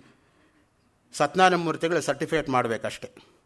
ದಾರಿತ ಮೋಹ ಮದೇಭ್ಯ, ನೋಡಿ ಮೋಹ ಎಂಬತಕ್ಕಂಥ ಮದವನ್ನು ಸೀಳಿ ಹಾಕಿ ದೂರೀಕೃತ ದುರಿತ ಶಾರ್ದೂಲ, ಶಾರ್ದೂಲ ಎಂಬತಕ್ಕಂಥದ್ದನ್ನು ದೂರ ಮಾಡಿದಾಗ ವಿಬುಧ ಉತ್ತಮ ಸಿಂಹವರಹ, ಏನು ನಡ್ಕೊಂಬರ್ತಾ ಇದೆ? ಸಿಂಹ ನಡ್ಕೊಂಬರ್ತಾ ಇದೆ. ಯಾವುದದು ಸಿಂಹ? ಅದೇ ಪುರುಷ ಸಿಂಹ. ಉಡು ರಾಜ ಮುಖಿ ಮೃಗರಾಜ ಕಟಿ ಗಜರಾಜ ವಿರಾಜಿತ ಮಂದಗತಿ ಯದಿ ಸಾ ವನಿತಾ ಹೃದಯೇ ನಿವಸತಿ ಕ್ವಜಪಕ್ವ ಸಮಾಧಿ ಸುಖಂ ಅಂತ ಪಂಡಿತರಾಜ ಎನ್ ಟಿ ಶ್ರೀನಿವಾಸಯ್ಯಂಗಾರ್ ಕ್ಲಾಸಲ್ಲಿ ಹೇಳ್ತಾ ಇದ್ದಿದ್ದು ನೆನಪು. ಆಶುವಾಗಿ ಹೇಳೋರು. ಆ ರೀತಿ ಅವರು ವ್ಯಾಕರಣ ಪಾಠ ಮಾಡ್ತಾಯಿದ್ರು ಕೂಡ ಮನೆ ಕೂಡಿಸ್ಕೊಂಡು 7:30 ತನಕ ಪಾಠ ಮಾಡೋರು ಅವರು. ಸರ್ವದರ್ಶನ ಸಂಗ್ರಹ ಎಲ್ಲನೂ ಕೂಡ 6 ಶಾಸ್ತ್ರದಲ್ಲಿ ವಿದ್ವತ್ತಿತ್ತು ಅವರಿಗೆ. ಷಟ್ಶಾಸ್ತ್ರ ಪಂಡಿತರಾಜ ಅಂತಲೇ ಬಿರುದಿತ್ತು ಎನ್ ಟಿ ಶ್ರೀನಿವಾಸಯ್ಯಂಗಾರಿಗೆ. ಒಂದು ಕಡೆ ಎನ್ ಟಿ ಶ್ರೀನಿವಾಸಯ್ಯಂಗಾರು, ಇನ್ನು ಕಡೆ ರಂಗನಾಥ ಶರ್ಮರು, ಇನ್ನೊಂದು ಕಡೆ ಸಾಣೂರು ಭೀಮಭಟ್ರು. ಅವ್ರ ಪಾಠ ಕೇಳಿದ್ರಿಂದ ಏನೋ ಅಲ್ಪ ಸ್ವಲ್ಪ ಇಲ್ಲೂ ಅಂಟ್ಕೊಂಡಿದೆ ಇಲ್ಲಿ ತನಕ. ದಾರಿತ ಮೋಹ ಮದೇಭ್ಯ ದೂರೀಕೃತ ದುರಿತ ಶಾರ್ದೂಲ ವಿಬುಧೋತ್ತಮ ಸಿಂಹವರಹ ವಿಹರತಿ ಆನಂದ ವಿತತ ಕಾಂತಾರೆ. ಆ ಸಿಂಹ ಎಂಬತಕ್ಕಂಥದ್ದು ನೋಡಿ, ಸಿಂಹ ನಡಿಗೆ ಅಂತ ಅದಕ್ಕೆ ಹೇಳ್ತಕ್ಕಂಥದ್ದು. ಎಷ್ಟು ನಡೆಯುವಾಗ ಒಂದು ಸ್ವಾಭಿಮಾನದಿಂದ ನಡೆಯುತ್ತೆ ನೋಡಿ. ಸಿಂಹ ಹುಲ್ಲು ತಿನ್ಕೊಂಡು ಬದುಕಲ್ಲ, ತಾನೇ ಬೇಟೆ ಆಗಿರ್ತಕ್ಕಂಥ ಪ್ರಾಣಿನ ತಾನೇ ತಿನ್ನತ್ತೆ ಹೊರತು ಬೇರೆ ಬೇಟೆಯಾಡ್ರೂ ತಾನು ಹತ್ತಿರ ಕೂಡ ಮುಟ್ಟೋದಿಲ್ಲ. ಅದಕ್ಕೆ ಹೇಳೋದು ಸಿಂಹ ಯಾವಾಗಲೂ ಕೂಡ ಮೃಗರಾಜ ಅಂತ. ಸಿಂಹಾದ್ರಿ ಅಂತ ಒಂದು ಜಾಗ ಇದೆ ಆಂಧ್ರ ಪ್ರದೇಶದಲ್ಲಿ. ಅಲ್ಲಿ ಒಬ್ಬರು wise chancellor, Banaras Hindu ಯೂನಿವರ್ಸಿಟಿಗೆ vice chancellor ಆಗಿದ್ದರು. ಯಡ್ಲಾ ಸಿಂಹಾದ್ರಿ ಅಂತ ಅವ್ರ ಹೆಸರು. ಅವರ ಹೆಸರೇ ಸಿಂಹಾದ್ರಿ ಅಂತ. ನೋಡೋಕ್ಕೂ ಸ್ವಲ್ಪ ಮುಖ ಸಿಂಹದ ಥರನೇ ಇತ್ತು. Because had a Japanese wife. ಇಹೈವ ವಿಹರದ ಮುಂಚರತಿ, ಇಲ್ಲಿ ಹೇಳ್ತಾರೆ ನೋಡಿ, ವ್ಯಾಮಿಶ್ರಿಯೇಣ ವಾಕ್ಯೇನ ಬುದ್ಧಿ ಮೋಹಯಸೀವ ಮೇ ತದೇಕಂಬದ ನಿಶ್ಚಿತ್ಯ ಏನ ಶ್ರೇಯೋಹಮಾಪ್ನುಯಾಂ. ಭಗವದ್ಗೀತೆ 3ನೇ ಅಧ್ಯಾಯ 2ನೇ ಶ್ಲೋಕದಲ್ಲಿ ಕೃಷ್ಣ ಪರಮಾತ್ಮನನ್ನು ಅರ್ಜುನ ಕೇಳ್ತಕ್ಕಂಥ ಪ್ರಶ್ನೆ. ನಾನು ಎಲ್ಲವನ್ನೂ ಹೇಳಿ ನೀನು ಮೋಹ ಉಂಟು ಮಾಡ್ತೀಯಪ್ಪ ಕೃಷ್ಣ, ಒಂದನ್ನು ಹೇಳು. ನನ್ನ ಕೈಲಿ ಆಗಲ್ಲ, ತಟ್ಕೊಳ್ಳೋಕ್ಕಾಗ್ತಾ ಇಲ್ಲ. You are becoming untouchable. ಏನು ಮಾಡಲಿ ನಾನು? ಸೊ ದಯವಿಟ್ಟು ನನಗೆ ಒಂದು ಹೇಳು. ನೀನು ಎಲ್ಲವೂ ಹೇಳಿಬಿಟ್ರೆ ನನಗೆ ಕನ್ಫ್ಯೂಸ್ ಆಗಿಬಿಡುತ್ತೆ. ಯಾವ್ದು ಮಾಡಬೇಕು ಅದನ್ನು ಹೇಳಪ್ಪ ನೀನು ಸಾಕು. ಕೊನೆಗೆ ಏನು ಹೇಳ್ತಾನೆ ನೋಡಿ ಕೃಷ್ಣ ಪರಮಾತ್ಮ, ಎಂಥ ಸ್ವಾತಂತ್ರ್ಯ ಕೊಟ್ಟಿದ್ದಾನೆ ನೋಡಿ. ಯಥೇಚ್ಛಸಿ ತಥಾಕುರು. ನಾನು ಎಲ್ಲ ಹೇಳಿದ್ದೀನಪ್ಪ ನಿನಗೆ. ಕರ್ಮ ಹೇಳಿದ್ದೀನಿ, ಜ್ಞಾನ ಹೇಳಿದ್ದೀನಿ, ಧ್ಯಾನ ಹೇಳಿದ್ದೀನಿ, ಭಕ್ತಿ ಹೇಳಿದ್ದೀನಿ, ಉಪಾಸನೆ ಹೇಳಿದ್ದೀನಿ. ನಿನಗೇನು ತೋಚತ್ತೋ ಸರಿ ಅಂತ ಅದನ್ನು ಮಾಡು. ಇದಕ್ಕಿಂತ ನಿಮಗೆ ಕೆಥಾಲಿಸಿಟಿ ಬೇಕಾ? Never Hinduism is dogmatic. Unnecessarily it has been shunted out like that. ಅದು ತುಂಬ, it's a grave kind of a mistake which other religions do against Hinduism. ನಮ್ಮಲ್ಲಿರೋಷ್ಟು ಮ್ಯಾಗ್ನಾನಿಮಿಟಿ ಇನ್ನೆಲ್ಲೂ ಕೂಡ ಬರೋದಕ್ಕೆ ಸಾಧ್ಯವೇ ಇಲ್ಲ. ಅದಕ್ಕೆ ಹೇಳ್ತಾರೆ ನೋಡಿ ಇಲ್ಲಿ, ನಿರ್ಮಾಣ ಮೋಹ ಜಿತಸಂಗ ದೋಷಾ ಅಧ್ಯಾತ್ಮ ನಿತ್ಯ ವಿನಿವೃತ್ತ ಕಾಮಾ ದ್ವಂದ್ವೈರ್ವಿಮುಕ್ತ ಸುಖ ದುಃಖ ಸಂಜ್ಞೈ ಗಚ್ಚಂತ್ಯಮೂಢಾ ಪದಮವ್ಯಯಂತತ್. 15ನೇ ಅಧ್ಯಾಯ 5ನೇ ಶ್ಲೋಕ ಭಗವದ್ಗೀತೆಯಲ್ಲಿ ಬರ್ತಕ್ಕಂತಹ ಮಾತು. ನಿರ್ಮಾಣ ಮೋಹ, ಯಾರಿಗೆ ಮೋಹ ಎಂಬತಕ್ಕಂಥದ್ದು ನಿರ್ನಾಮವಾಗಿದೆಯೋ, ಜಿತ ಸಂಗ ದೋಷಾ, ಸಾಂಘಿಕ ದೋಷದಿಂದ ಯಾರು ದೂರವಾಗಿದ್ದಾರೋ, ಅಧ್ಯಾತ್ಮ ನಿತ್ಯಾ, ಅಧ್ಯಾತ್ಮ ವಿದ್ಯಾ ವಿದ್ಯಾನಾಂ, ಯಾವುದು ನಿಜವಾಗಿರ್ತಕ್ಕಂಥ ವಿದ್ಯೆ, ಸಾ ವಿದ್ಯಾ ಯಾ ವಿಮುಕ್ತಯೇ, ಯಾವುದು ಮೋಕ್ಷವನ್ನು ಕೊಡುತ್ತೋ ಅದೇ ವಿದ್ಯೆ. ಮಿಕ್ಕ ಯಾವುದೂ ಕೂಡ ವಿದ್ಯೆ ಅಲ್ಲ. ದ್ವೇ ವಿದ್ಯೆ ವೇದಿತವ್ಯೇ ಪರಾಚೈವ ಅಪರಾಚ ಪರಾಯಯ ತದಕ್ಷರಮಧಿಗಮ್ಯತೆ. ಅಪರ ಋಗ್ವೇದೋ ಯಜುರ್ವೇದೋ ಸಾಮವೇದೋ ಅಥರ್ವವೇದ ಶಿಕ್ಷಾ ವ್ಯಾಕರಣಂಛಂದೋ ನಿರುಕ್ತೋ ಕಲ್ಪೋ ಜ್ಯೋತಿಷಮಿತಿ. ಮುಂಡುಕೋಪನಿಷತ್ತು. 2 ವಿದ್ಯೆಗಳನ್ನು ಓದ್ತಕ್ಕದ್ದು, ಪರಾವಿದ್ಯೆ ಮತ್ತು ಅಪರಾವಿದ್ಯೆ ಅಂತ. ಇಲ್ಲಿ ಅಧ್ಯಾತ್ಮ ವಿದ್ಯಾ ವಿನಿವೃತ್ತ ಕಾಮಾಹ, ನೋಡಿ ಎಲ್ಲ ಕಾಮನೆಗಳು ಕೂಡ ಯಾವಾಗ ದೂರವಾಗುತ್ತೋ, ಅದಕ್ಕೆ ರಾಮಕೃಷ್ಣ ಪರಮಹಂಸರು ಹೇಳ್ತಾ ಇದ್ದಿದ್ದು, ಕಾಮಿನಿಯನ್ನು ತಾಯಿಯಂತೆ ಕಾಣು ಅಂತ. ಆವಾಗ ನಿನಗೆ ಯಾವ ಕೆಟ್ಟ ಆಲೋಚನೆಯೂ ಬರೋಕ್ಕೆ ಸಾಧ್ಯವೇ ಇಲ್ಲ. ಅದು ಸುಭಾಷಿತದ ಸಾರವೂ ಹೌದು. ಮಾತೃವತ್ ಪರದಾರೇಶು ಪರದ್ರವ್ಯೇಶು ಲೋಷ್ಟವತ್ ಆತ್ಮವತ್ ಸರ್ವಭೂತೇಶು ಯಹ ಪಶ್ಯತಿ ಸಹ ಪಂಡಿತ. ನಿಜವಾರ್ಧದಲ್ಲಿ ಯಾರು ಪಂಡಿತ? ಮಾತೃವತ್ ಪರದಾರೇಶು. ಇರ್ತಕ್ಕಂಥ ಎಲ್ಲ ಹೆಣ್ಮಕ್ಳು ನನ್ನ ತಾಯಿ ತರಹ. ತಾಯಿಯ ಬಗ್ಗೆ ಯಾರಿಗಾದ್ರೂ ಕೀಳು ಅಭಿಪ್ರಾಯ ಬರೋಕ್ಕೆ ಸಾಧ್ಯ ಇಲ್ಲ. ಕೆಟ್ಟ ಮಕ್ಕಳು ಹುಟ್ಟಬಹುದು, ಆದರೆ ಕೆಟ್ಟ ತಾಯಿ ಇರೋದಕ್ಕೆ ಸಾಧ್ಯ ಇಲ್ಲ. ಅದಕ್ಕೆ ನಮ್ಮಲ್ಲಿ ಒಂದು ಮಾತಿದೆ, ಕುಪುತ್ರೋ ಜಾಯೇತ ಕ್ವಚಿದಪಿ ಕುಮಾತಾನ ಭವತಿ. ಆದರೆ ಒಂದೇ ಒಂದು ಎಕ್ಸೆಪ್ಷನ್ ಅಂದರೆ ಕೈಕೇಯಿ ಬಗ್ಗೆ ಒಂದೇ ಒಂದು ಮಾತು ಹೇಳಿಬಿಟ್ಟು ಹೋಗ್ತಾನೆ ರಾಮ. ಎಂತಹ ಮರ್ಯಾದಾ ಪುರುಷೋತ್ತಮ ಅಂದರೆ ನೋಡಿ, ಕಾಡಿಗೆ ಹೋಗು ಅಂತ ಹೇಳಿದಾಗ ರಾಮ ಕೈಕೇಯಿ ಹತ್ರ ಬಂದು ಹೇಳ್ತಾನಮ್ಮ, ನೀನು ನನಗೆ ಪಕ್ಷಪಾತ ಮಾಡಿದೆಯಾ ಹೊರತು ನಿನ್ನ ಮಗ ಭರತನಿಗೆ ಪಕ್ಷಪಾತ ಮಾಡಲಿಲ್ವಲ್ಲಮ್ಮ. ಕಾಡಲ್ಲಿ ನಾನು ಕಾಪಾಡಿಕೊಂಡ್ರೆ ಸಾಕು, ಭರತನ ತಲೆ ಮೇಲೆ ಪೂರ್ತಿ ರಾಜ್ಯ ಇಟ್ಬಿಟ್ಟಿಯಲ್ಲ, ಯಾರ ಜವಾಬ್ದಾರಿ ಜಾಸ್ತಿ ಆಯಿತು? ಭರತನಿಗೆ ಹೊರತು ನನಗಲ್ವಲ್ಲ. ಆ ದೃಷ್ಟಿಯಲ್ಲಿ ನೀನು ನನಗೆ ಸಹಾಯ ಮಾಡಿದೆಯಾ ಹೊರತು ನಿನ್ನ ಮಗ ಭರತನಿಗೆ ಸಹಾಯ ಮಾಡಲಿಲ್ಲ ಅಂತ ಹೇಳ್ಬಿಟ್ಟು ಹೋಗ್ತಾನೆ. ಈಗಿನ ಕಾಲದವ್ರ ಕಳಿಸಿದ ಕಾಡಿಗೆ ಬಂದೊಂದು ಕೈ ನೋಡ್ಕೋತೀನಿ 14 ವರ್ಷ ಆದಮೇಲೆ ಅಂತ ಹೇಳೋರು. ಇದ್ರೆ ಹೋಗ್ತಾನೆ ಇರಲಿಲ್ಲ ಕಾಡಿಗೆ. ನಾನು ಯಾಕ್ರಿ ಹೋಗಬೇಕು? ನಾನು ಹನಿಮೂನ್ಗೆ ಹೋಗ್ತೀನಿ, ನೀವು ಹೋಗಿ ವಾನಪ್ರಸ್ಥಾಶ್ರಮಕ್ಕೆ. ವಯಸ್ಸಾಗಿರೋ ತಂದೆ ತಾಯಂದಿರು ಅಂತ ಕಳಿಸೋರು, ವೃದ್ಧಾಶ್ರಮಕ್ಕೆ ಸೇರಿಸ್ಬಿಡೋರು ತಗೊಂಡೋಗಿ. ಆ ಸ್ಥಿತಿಗೆ ಬಂತು ನೋಡಿ. ಆ ದೃಷ್ಟಿಯನ್ನೇ ಹೇಳೋದು, ಮುಖ್ಯವಾಗಿ ದ್ವಂದ್ವೈರ್ಹಿ ವಿಮುಕ್ತಾ. ಎಲ್ಲ ದ್ವಂದ್ವಗಳಿಂದಲೂ ಕೂಡ ಅವನು ಮುಕ್ತನಾಗಿರ್ತಾನೆ. ದ್ವಂದ್ವಾತ್ಮಿಕವಾಗಿರ್ತಕ್ಕಂಥ ಬುದ್ಧಿ ಬಂದರೆ ಸಂಶಯ ಬಂದೇ ಬರುತ್ತೆ. ಸಂಶಯಾತ್ಮ ವಿನಶ್ಯತಿ ಅನುಮಾನಂ ಪೆದ್ದ ರೋಗಂ. ಯಾರತ್ತಾದರೂ ಒಂದು ಅನುಮಾನ ಡೆವಲಪ್ ಆದರೆ ಅದು ಬೆಳೀತಾ ಹೋಗುತ್ತೆ ಹೊರತು ಅದು ನಿಲ್ಲೋದಿಲ್ಲ ಯಾವಾಗಲೂ ಕೂಡ. ಮನುಷ್ಯ ಸಂಬಂಧ ಉಳಿಯೋದೇ ಪರಸ್ಪರ ನಂಬಿಕೆ, ವಿಶ್ವಾಸ ಮತ್ತು ಪ್ರೀತಿಯಿಂದ. ಆ ಮೂರು ಇಲ್ಲದೆ ಹೋದರೆ ಮನುಷ್ಯ ಸಂಬಂಧ ಬಿದ್ದೋದಂಗೆ ಕಾರಣ. ಅದಕ್ಕೆ ಸತ್ಯಸಾಯಿ ಬಾಬಾ ಹೇಳ್ತಾ ಇದ್ರು, ಲವ್ ಆಲ್ ಹೇಟ್ ನನ್. ಪ್ರತಿಯೊಬ್ಬರನ್ನೂ ಪ್ರೀತಿಸು, ಯಾರನ್ನು ದ್ವೇಷಿಸಬೇಡ. ಯಾರೋ ಎದುರುಗಡೆ ಬಂದಾಗ ಎಲ್ಲ ಚೆನ್ನಾಗಿದ್ದಿರ್ತಾನೆ ಅಂತ ಕೇಳಿದ್ರೆ ನಾನು ಏನಪ್ಪ ಕಳ್ಕೊತೀನಿ? ಆ ಕಡೆ ಮಕ ತಿರ್ಸ್ಕೊಂಡು ಹೋದರೆ ಏನು ಸಂಸ್ಕಾರ ಅದು? ಎಂದಾದರೂ ಇರು ಮೊದಲು ನೀನು ಮಾನವನಾಗು ಅಂತ ಯಾಕೆ ಹೇಳಬೇಕಾಯ್ತು? ಮಾನವನಾಗ್ತಕ್ಕಂಥದ್ದು ತುಂಬ ಮುಖ್ಯ. ಅದಕ್ಕೆ ನಾವು ಕನ್ನಡದಲ್ಲಿ ಬರೆಯೋವಾಗ ಸ್ವಲ್ಪ ದೀರ್ಘ ಹ್ರಸ್ವಗಳನ್ನು ನೋಡ್ಕೊಂಡು ಬರೆಯೋದು ಒಳ್ಳೆಯದು. ಮಾನವ ಸಮಾಜ ಜೀವಿ ಅಂತ ಬರೆಯುವಾಗ ಮಾನವ ಸಮಜ ಜೀವಿ ಅಂತ ಬರೆದುಬಿಟ್ರೆ ಎಷ್ಟು ಅನಾಹುತ ಆಗುತ್ತೆ ಗೊತ್ತಾ? ಸಮಾಜ ಅಂದರೆ ಮಾನವರ ಸಮೂಹ, ಸಮಜ ಅಂದರೆ ಪ್ರಾಣಿಗಳ ಸಮೂಹ. ಅಫ್ಕೋರ್ಸ್ ನಾವಿರೋದು ಅದೇ ಲೆವೆಲ್ಲೇ. ಸೊ ಆ ದೃಷ್ಟಿಯಿಂದ ನಾವು we prove whatever we write we prove. ಹೌದು, ನಾನಿನ್ನು ಆ ಮಟ್ಟದಲ್ಲೇ ಇದ್ದೀನಿ, ನಮ್ಮ ಮೇಲೆ ಹತ್ತಕ್ಕಾಗಿಲ್ಲ ಅಂತ. ಅದಕ್ಕೆ ವಿವೇಕಾನಂದರು ಹೇಳಿದ್ದು, man is not A creature but A creator. You have got the capacity of creating. Don't consider yourself as a creature. Those who call themselves as inferior, they are the most degraded lot. ಪ್ರತಿಯೊಬ್ಬರೂ ಕೂಡ ಅಮೃತ ಪುತ್ರರೇ. ಶೃಣ್ವಂತು ಸರ್ವೇ ಅಮೃತಸ್ಯ ಪುತ್ರಾಃ. ಆ ದೃಷ್ಟಿಯಿಂದ ಯಾರು ಮೃತಪುತ್ರರಲ್ಲ. ಎದ್ದೇಳು ಕ್ಲೈಬ್ಯಂ ಮಸ್ಮಗಮ ಪಾರ್ಥ ನೈತತ್ವಯಿ ಉಪಪದ್ಯತೆ ಕ್ಷುದ್ರಂ ಹೃದಯ ದೌರ್ಬಲ್ಯಂ ತ್ಯಕ್ತೋತ್ತಿಷ್ಟ ಪರಂತಪ. ಎಂಥ ಮಾತುಗಳು ನೋಡಿ. ಅದು ಪಾಸಿಟಿವ್ ಥಿಂಕಿಂಗು ನಮ್ಮಲ್ಲಿ ಇರೋ ಹಾಗೆ ಯಾವ ವೆಸ್ಟರ್ನ್ ಸ್ಕಾಲರು ಹೇಳೋಕ್ಕೆ ಸಾಧ್ಯ ಆಗಿಲ್ಲ. ನಾವು ಸುಮ್ಮನೆ ಓದ್ತೀವಿ. ಈಗ ಅಷ್ಟೇ ಶಿವಕೇರ ಓದು, ರಾಬಿನ್ ಶರ್ಮಾ ಓದಿದ್ದೆ ಪಾಸಿಟಿವಿಸಮ್ಗೆ. ನಮ್ಮಲ್ಲಿಲ್ವಾ ಪಾಸಿಟಿವ್ ಸೆನ್ಸು? ಪಶ್ಯೇ ಮಶರದ ಶತಂ ಜೀವೇ ಮಶರದ ಶತಂ ನಂದ ಮಶರದ ಶತಂ ಮೋದ ಮಶರದ ಶತಂ ಅಜೀಯ ಮಶರದ ಶತಂ ಪ್ರಭ್ರಭ ಮಶರದ ಶತಂ. 100 ವಸಂತಗಳನ್ನು ಕಾಣೋಣ ನಾವು ಹೇಳೋದು. ಅಷ್ಟು ಚೆನ್ನಾಗಿ ಬದುಕೋಣ ಅಂತ ನಮ್ಮಲ್ಲಿ ಇದು. ಕೆಲವರು ಒಂದು 30-40 ವರ್ಷ ಆಗೋಷ್ಟೊತ್ತಿಗೆ, ಭಗವಂತ ಯಾಕಪ್ಪ ದಯೆ ಬರಲಿಲ್ಲ, ನನ್ನ ಯಾವಾಗಪ್ಪ ಕರ್ಕೊಳ್ಳೋದು? ಏನು ಆ ಥರದ್ದೇನು ಬಂದಿರೋದು? ಚೆನ್ನಾಗಿ ಬದುಕೋ 100 ವರ್ಷ, 4 ಜನಕ್ಕೆ ಉಪಕಾರ ಮಾಡಿ ಹೋಗು. ಹೆಂಗಿದ್ರು ಹೋಗೋದು ಗ್ಯಾರಂಟಿ. ಹೋಗೋಕ್ಕೆ ಮುಂಚೆ 4 ಜನಕ್ಕೆ ಉಪಕಾರ ಮಾಡಿ ಹೋಗಪ್ಪ, ಯಾಕೆ ಒದ್ದಾಡ್ತೀಯ? ಆ ಸ್ಪಿರಿಟ್ ಇರಬೇಕು ಯಾವಾಗಲೂ ಕೂಡ. ಏನು ಮೂರ್ತಿರಾಯರು ಶತಾಯುಷಿಗಳಾಗಿದ್ದವರು. ಅವರ 100ನೇ ಹುಟ್ಟುಹಬ್ಬದಲ್ಲಿ ಒಂದು ಪ್ರಶ್ನೆ ಕೇಳಿದ್ರು ಅವರಿಗೆ, ನಿಮ್ಮ ಜೀವನದಲ್ಲಿ ಏನು ಆಸೆ ಅಂತ. 100 ಏನ್ರಿ, 200 ವರ್ಷ ಬದುಕ್ತೀನಿ ಹೋಗ್ರಿ ಅಂದರು. ಆಮೇಲೆ ಪಾಪ 103ಕ್ಕೆ ಹೋಗ್ಬಿಟ್ರು, ಅದು ಬೇರೆ ವಿಷಯ. ಯಾತಕ್ಕೆ ಹೇಳ್ತೀನಿ ಅಂದರೆ, ಆ 100ನೇ ವಯಸ್ಸಿನಲ್ಲಿ ಆ ಒಂದು ಹುಮ್ಮಸ್ಸಿತ್ತು. ನಾನು ಪ್ರತ್ಯಕ್ಷವಾಗಿ ನಡೆದಿರೋ ಒಂದು ಘಟನೆ ನಿಮ್ಗೆ ಹೇಳ್ತೀನಿ, ತಪ್ಪು ತಿಳ್ಕೊಬೇಡಿ. ಅವರ 96ನೇ ವಯಸ್ಸಿನಲ್ಲಿ ಯವನಿಕಾ ಆಡಿಟೋರಿಯಂ ಇದೆ, ರಿಸರ್ವ್ ಬ್ಯಾಂಕ್ ಪಕ್ಕ. ಯವನಿಕಾ ಆಡಿಟೋರಿಯಮಲ್ಲಿ ಪೀಟರ್ ಬ್ರೂಕ್ ಬರೆದಿರ್ತಕ್ಕಂಥ ಮಹಾಭಾರತ 6.5 ಗಂಟೆ ಶೋ ತೋರಿಸಿದ್ರು. ಆ ಪುಣ್ಯಾತ್ಮರು ಮೂರ್ತಿರಾಯರು 96ನೇ ವಯಸ್ಸಿನಲ್ಲಿ 6.5 ಗಂಟೆ ಕೂತವ್ರು ಅಲ್ಲಾಡಲಿಲ್ಲ. ಪೂರ್ತಿ 6.5 ಗಂಟೆ ನೋಡಿಕೊಂಡು ಯವನಿಕಾ 2nd ಫ್ಲೋರಲ್ಲಿ ಆಗಿದ್ದು. ಲಿಫ್ಟ್ ಕೇರ್ ಮಾಡದೆ 2 ಫ್ಲೋರ್ ದಡದಡ ಅಂತ ಇಳ್ಕೊಂಡು ಬಂದು ರೋಡ್ ಕ್ರಾಸ್ ಮಾಡಿ ಬಸ್ ಹತ್ಕೊಂಡು ಹೊಟ್ಟೆ ಹೋದ್ರು. ಮಿಕ್ಕವರೆಲ್ಲ ಓಡ್ ಬಂದರು, ಮುದುಕರು ಎಲ್ಲಿ ಹೇಳ್ತಾರೋ ಬೀಳ್ತಾರೋ ಅಂತ. ಇವ್ರು ಬೀಳ್ಬೇಕಷ್ಟೇ. ಅವ್ರು ಮೂವಿಂಗ್ ಬಸ್ಸಲ್ಲಿ ಹತ್ಕೊಂಡು ಹೊಟ್ಟೋಗಿದ್ರು ಅಷ್ಟೊತ್ತಿಗೆ KR ಸರ್ಕಲಿಂದ. ಆ ಒಂದು ಸ್ಪಿರಿಟ್ ನಾವು ಮೆಚ್ಕೋಬೇಕಾಗಿರೋದು. ನಿಜವಾಗ್ಲೂ ಕೂಡ ಅವರು ಪಾಠ ಮಾಡ್ತಾ ಇದ್ದಾಗ ಅಷ್ಟೇ ಚೆನ್ನಾಗಿ ಪಾಠ ಮಾಡ್ತಾ ಇದ್ರು ಅಂತ ನಮ್ಮ ತಂದೆಯಿಂದ ನಾನು ಕೇಳಿರೋ ಮಾತು. ಅವ್ರು ಹೇಳ್ತಾ ಇದ್ರು 2 ರಿಂದ 3 ಗಂಟೆ ಕ್ಲಾಸಲ್ಲಿ 3:45 ಒಂದಿನ ಕ್ಲಾಸ್ ಬಿಡಲಿಲ್ವಂತೆ. ಯಾವನೋ ಲಾಸ್ಟ್ ಬೆಂಚಲ್ಲಿ ವಾಚ್ ನೋಡ್ಕೊಂಡ್ಬಿಟ್ನಂತೆ. ಅವ್ರು ಹೇಳಿದ್ರಂತೆ, you should be on the other side of the wall ಅಂತ. ಸೆಂಟ್ರಲ್ ಕಾಲೇಜಲ್ಲಿ ಪಾಠ ಮಾಡೋವಾಗ ಆಗ other side of the wall ಇದು jail. You are fit to be a jail bird, unfit to be my student ಅನ್ನೋದು ನೋಡಿ ಎಷ್ಟು ನಯವಾಗಿ ಹೇಳಿದರು. You should be on the other side of the wall ಅಂತ ಹೇಳಿದ್ರಂತೆ. ಈಗಾದರೆ ಪಾರಪ್ಪನ ಅಗ್ರಹಾರ ಕೊಟ್ಟೋಯ್ತು ಜೈಲು, ಈಗ ಸಂಬಂಧ ಇಲ್ಲ. ಆಗಿನ ಕಾಲದಲ್ಲಿ ಜೈಲಿತ್ತು ಅಲ್ಲಿ.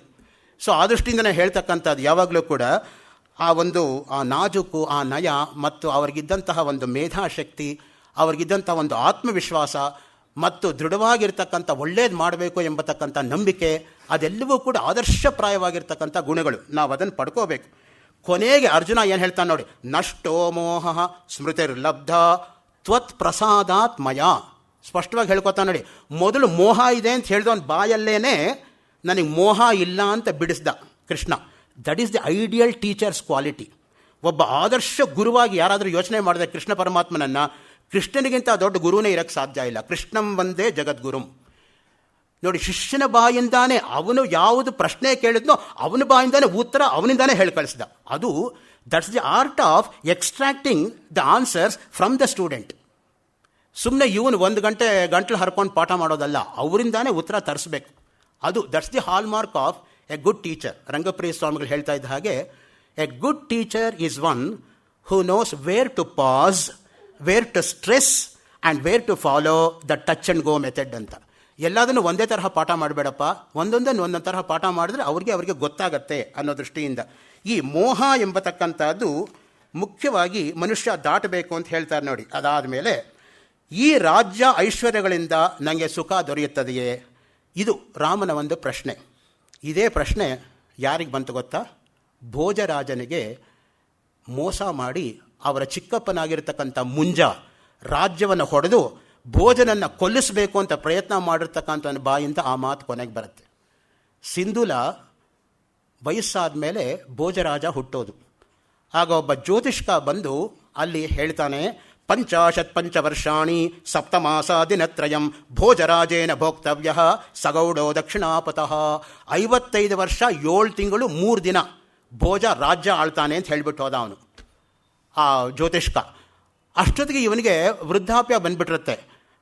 ತನ್ನ ತಮ್ಮನಾಗಿರ್ತಕ್ಕಂಥ ಮುಂಜನಿಗೆ ಹೇಳ್ತಾನೆ, ಇವನಿನ ಚಿಕ್ಕ ಮಗು, ಇವನು ದೊಡ್ಡವನಾಗೋ ತನಕ ಅವನ ಪರವಾಗಿ ನೀನು ರಾಜ್ಯ ಆಳು, ಆಮೇಲೆ ಅವನಿಗೆ ರಾಜ್ಯ ಕೊಡು ಅಂತ. ಆದರೆ ಮುಂಜನಿಗೇನು ದುರಾಸೆ ಹುಟ್ಟತ್ತೆ, ನಾನಾದ್ಮೇಲೆ ನನ್ನ ಮಕ್ಕಳಿಗೆ ರಾಜ್ಯ ಬರೋಲ್ವಲ್ಲ, ಇವನಿಗೆ ಕೊಡಬೇಕಲ್ಲ ಅಂತ ಆ ಮಗುನ ಕೊಲ್ಲಿಸಬೇಕು ಅಂತ ಯೋಚನೆ ಮಾಡ್ತಾನೆ. ಆದರೆ ಕಾವಲುಗಾರರು ಕೊಂದಿರೋದಿಲ್ಲ. ಆ ಮಗುನ ಗೋಪ್ಯವಾಗಿ ಒಂದು ಕಡೆ ಇಟ್ಕೊಂಡಿರ್ತಾರೆ. ಆಮೇಲೆ ಚಿಕ್ಕಪ್ಪನಿಗೆ ಒಂದು ಕಾಗದ ಬರೆದು ಕಳಿಸ್ತಾನೆ ಅವನು.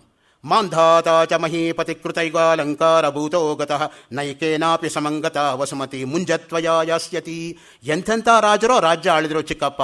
ಮಾಂಧಾತ, ಮಹೀಪತಿ ಎಲ್ಲರೂ ಕೂಡ ಯಾರೂ ಸಾಯುವಾಗ ಭೂಮಿನ ತಲೆ ಮೇಲೆ ಇಟ್ಕೊಂಡು ಹೋಗಲಿಲ್ಲ. ಯಾಕೋ ನೀನು ನೋಡಿದ್ರೆ ನೀನು ಭೂಮಿನೂ ಹೊತ್ಕೊಂಡು ಹೋಗಂಗೆ ಕಾಣುತ್ತೆ ಅಂತ. ಆ ಕಾಗದ ನೋಡಿ ಮನಸ್ಸೇ ಪರಿವರ್ತನೆ ಆಗಿಬಿಡುತ್ತೆ ಮುಂಜಾನೆಗೆ. ಛೇ, ಇಂಥ ಮಗು ನಾನು ಕೊಲ್ಲಿಸ್ಬಿಟ್ನಲ್ಲ ಅಂತ ಪಶ್ಚಾತ್ತಾಪ ಪಡ್ತಾನೆ. ಆವಾಗ ಕಾವಲುಗಾರರು ಬಂದು ಆ ಮಗುನ ವಾಪಸ್ ಒಪ್ಪಿಸ್ತಾರೆ. ಆವಾಗ ಸಂತೋಷವಾಗಿ ಆ ಮಗುಗೆ ರಾಜ್ಯಾಭಿಷೇಕ ಮಾಡಿ ತಾನು ಸಪತ್ನೀಕನಾಗಿ ವಾನಪ್ರಸ್ಥಾಶ್ರಮಕ್ಕೆ ಹೊಟ್ಟೋಗ್ತಾನೆ ಮುಂಜ. ಆ ದೃಷ್ಟಿಯಿಂದ ಒಂದು ಒಳ್ಳೆಯ ಮಾತಿನಿಂದ, ಅದಕ್ಕೆ ಹಿಂದಿನ ಕಾಲದಲ್ಲಿ ಹೇಳ್ತಾ ಇದ್ದು, pen is mightier than the sword ಅಂತ. What sword cannot do that pen can. ಅದಕ್ಕೆ ನಾರ್ತ್ ಇಂಡಿಯಾನಲ್ಲಿ ಟ್ರಾವೆಲ್ ಮಾಡುವಾಗ 3 ಇರಬೇಕು ನಿಮ್ಮ ಜೊತೆ, 3 P ಇರಬೇಕು. Pen, pen torch, pen knife. ಆ 3 ಇಲ್ಲದೆ ದಯವಿಟ್ಟು ಟ್ರಾವೆಲ್ ಮಾಡಬೇಡಿ. ಎಸ್ಪೆಷಲಿ ಓಲ್ಡ್ ಡೆಲ್ಲಿ ಸ್ಟೇಷನಿಂದ ನೀವು ಯಾವುದೇ ಟ್ರೈನ್ ಹತ್ತಿದ್ರೂ ಕೂಡ ಈ 3 ಇಟ್ಕೊಂಡು ಹತ್ತಿ. ನಾನು ಸ್ವಾನುಭವದಿಂದ ಹೇಳ್ತಾ ಇದ್ದೀನಿ. ಡೆಲ್ಲಿಯಿಂದ ವಾರಣಾಸಿಗೆ ಫರಕ್ಕಾ ಎಕ್ಸ್ಪ್ರೆಸ್ಸಲ್ಲಿ 17 ಗಂಟೆ ಪ್ರಯಾಣ. ಅದು ಪ್ರತಿನಿತ್ಯವೂ 17 ಗಂಟೆ ಲೇಟಾಗೆ ಹೋಗೋದು. ನಾನು ಹೋದ ದಿವಸ ಸೆಮಿನಾರ್ ಆಗೋಗಿ 1 ದಿನ ಆಗೋಗಿತ್ತು. ನಾನು ಅಲ್ಲಿ ರೀಚ್ ಆಗೋಷ್ಟೊತ್ತಿಗೆ ದಾರಿನಲ್ಲಿ ನನ್ನ ಪೆನ್ ಹೋಯಿತು, ನಾನು ಹಾಕ್ಕೊಂಡಿದ್ದ ಶರ್ಟ್ ಹರಿದೋಯ್ತು, ನಾನು ಟ್ರಂಕ್ ಕಳ್ಕೊಂಡು ಅಲ್ಲಿ ಇಳಿದೆ ವಾರಣಾಸಿ ಸ್ಟೇಷನ್ನಲ್ಲಿ. ಅದಕ್ಕೆ ನಾನು ಅಡ್ವೈಸ್ ಮಾಡೋದು, ಓಲ್ಡ್ ಡೆಲ್ಲಿ ಸ್ಟೇಷನಿಂದ ಹತ್ತವರೆಲ್ಲ ಹುಷಾರಾಗಿ ಹತ್ತಿಪ್ಪ. ನಾನು ಸ್ವಾನುಭವದಿಂದ ಹೇಳ್ತಾ ಇದ್ದೀನಿ, ಯಾರೂ ಅದನ್ನು ಕಳ್ಕೋಬೇಡಿ. ಯಾಕಂದರೆ ಸ್ಟೇಷನಲ್ಲೂ ಲೈಟ್ ಇರಲ್ಲ, ರೈಲಲ್ಲೂ ಲೈಟ್ ಇರಲ್ಲ. ನಿಮ್ಮ ಆಂತರಿಕ ಲೈಟಿಂದ ನೀವು ನಡ್ಕೋಬೇಕು. ಆ ದೃಷ್ಟಿಯಿಂದನೇ ಲೈಟ್ ಅಂದರೆ ಆವಾಗಲೇ ನಿಮ್ಗೆ ಅದರ ಅರ್ಥ ಆಗೋದು. ಬೆರೈಲಿ, ರಾಯ್ಬೆರೇಲಿ, ಯಾವ ಸ್ಟೇಷನ್ ಬಂತೋ, ಯಾವ ಸ್ಟೇಷನ್ ಹೋಯ್ತೋ ಏನೂ ಗೊತ್ತಾಗಲ್ಲ. ಟಾರ್ಚ್ ಹಿಡ್ಕೊಂಡು ನೋಡ್ತಾ ಇರಬೇಕು ನೀವು. ಅದಕ್ಕೆ pen, pen torch, pen knife you should know how to wield a knife to face those goondas. So ಅದು 3 ಇದ್ದರೆ ನೀವು ಬಚಾವ್ ಆಗ್ಬೋದು, ಇಲ್ದಿದ್ರೆ ಆಗಲ್ಲ. ಅದಕ್ಕೆ ನಮ್ಮ ಬೆಂಗಳೂರಲ್ಲಿ ಸೆಟ್ಲ್ ಆದವರಿಗೆ ನೆಲ್ಲಿ ಹೋದರೂ ವಾಪಸ್ ಓಡಿ ಬರ್ತೀವಿ ನಾವು. ಅವರೇ ಹೇಳ್ತಾರೆ ನೋಡಿ, ಆ ಬೆಂಗಳೂರು ಸೆ ಆಯೇ ಹೈ, ಆ ಸ್ವರ್ಗ ಸೆ ಪದಾರೆ ಹೈ. ನಾರ್ತ್ ಇಂಡಿಯಾಲ್ಲಿ ಹೇಳ್ತಾರೆ ಅವರು, ಒಂದು 2,000 ರೂಪಾಯಿ ಕೆಲಸ ಕೊಟ್ಬಿಡು ಬೆಂಗಳೂರಿಗೆ ನಾನು ಬರ್ತೀನಿ ಅಂತ ಹೇಳ್ತಾರೆ ಅಲ್ಲಿರ್ತಕ್ಕಂಥವ್ರು. ನಮ್ಗೆ ಇಲ್ಲೇ ಇದ್ದರೆ ನಮಗೆ ಬೆಂಗಳೂರು ಮಹತ್ವ ಗೊತ್ತಿಲ್ಲ, ನಾವು ಬೈಕೋತಾ ಇರ್ತೀವಿ ಬೆಂಗಳೂರು ಹಾಳಾಯಿತು ಅಂತ. ಅಲ್ಲಿಗೆ ಹೋಗಿ ಬನ್ನಿ ನಿಮಗೆ ಗೊತ್ತಾಗುತ್ತೆ ಬೆಂಗಳೂರು ಏನು ಅಂತ. ಯಾವಾಗಲೂ ಒಬ್ಬ ಮನುಷ್ಯ ಎದುರುಗಡೆ ಇರೋವಾಗ ನಮ್ಗೆ ಅವ್ರ ಮಹತ್ವ ಗೊತ್ತಾಗಲ್ಲ, ಅವ್ರು ಇಲ್ಲದೇ ಇರೋವಾಗಲೇ ನಮಗೆ ಗೊತ್ತಾಗೋದು. ಅದಕ್ಕೆ ನಾವು we Indians are known to give only posthumous awards. ಸತ್ತ ಮೇಲೆ ನಾವು ಅವಾರ್ಡ್ ಕೊಡೋದು, ಬದುಕಿರುವಾಗ ನಾವು ಯಾರು ಕೊಡಲ್ವಲ್ಲ. ಹಾಗಾಗಿ ಒಂದು ರಾಜ್ಯ ಮತ್ತು ಐಶ್ವರ್ಯದಿಂದ ಏನೂ ಕೂಡ ಸಾಧ್ಯ ಇಲ್ಲ. ಅದಕ್ಕೆ ಹೇಳ್ತಾರೆ ನೋಡಿ, ಕರ್ಮ ಸನ್ಯಾಸ ಶ್ರೇಯಸ್ಕರವೋ, ಕರ್ತವ್ಯ ರೂಪದಿಂದ ಕರ್ಮತ್ಯಾಗ ಜೀವನಿಗೆ ಶ್ರೇಯಸ್ಸೋ.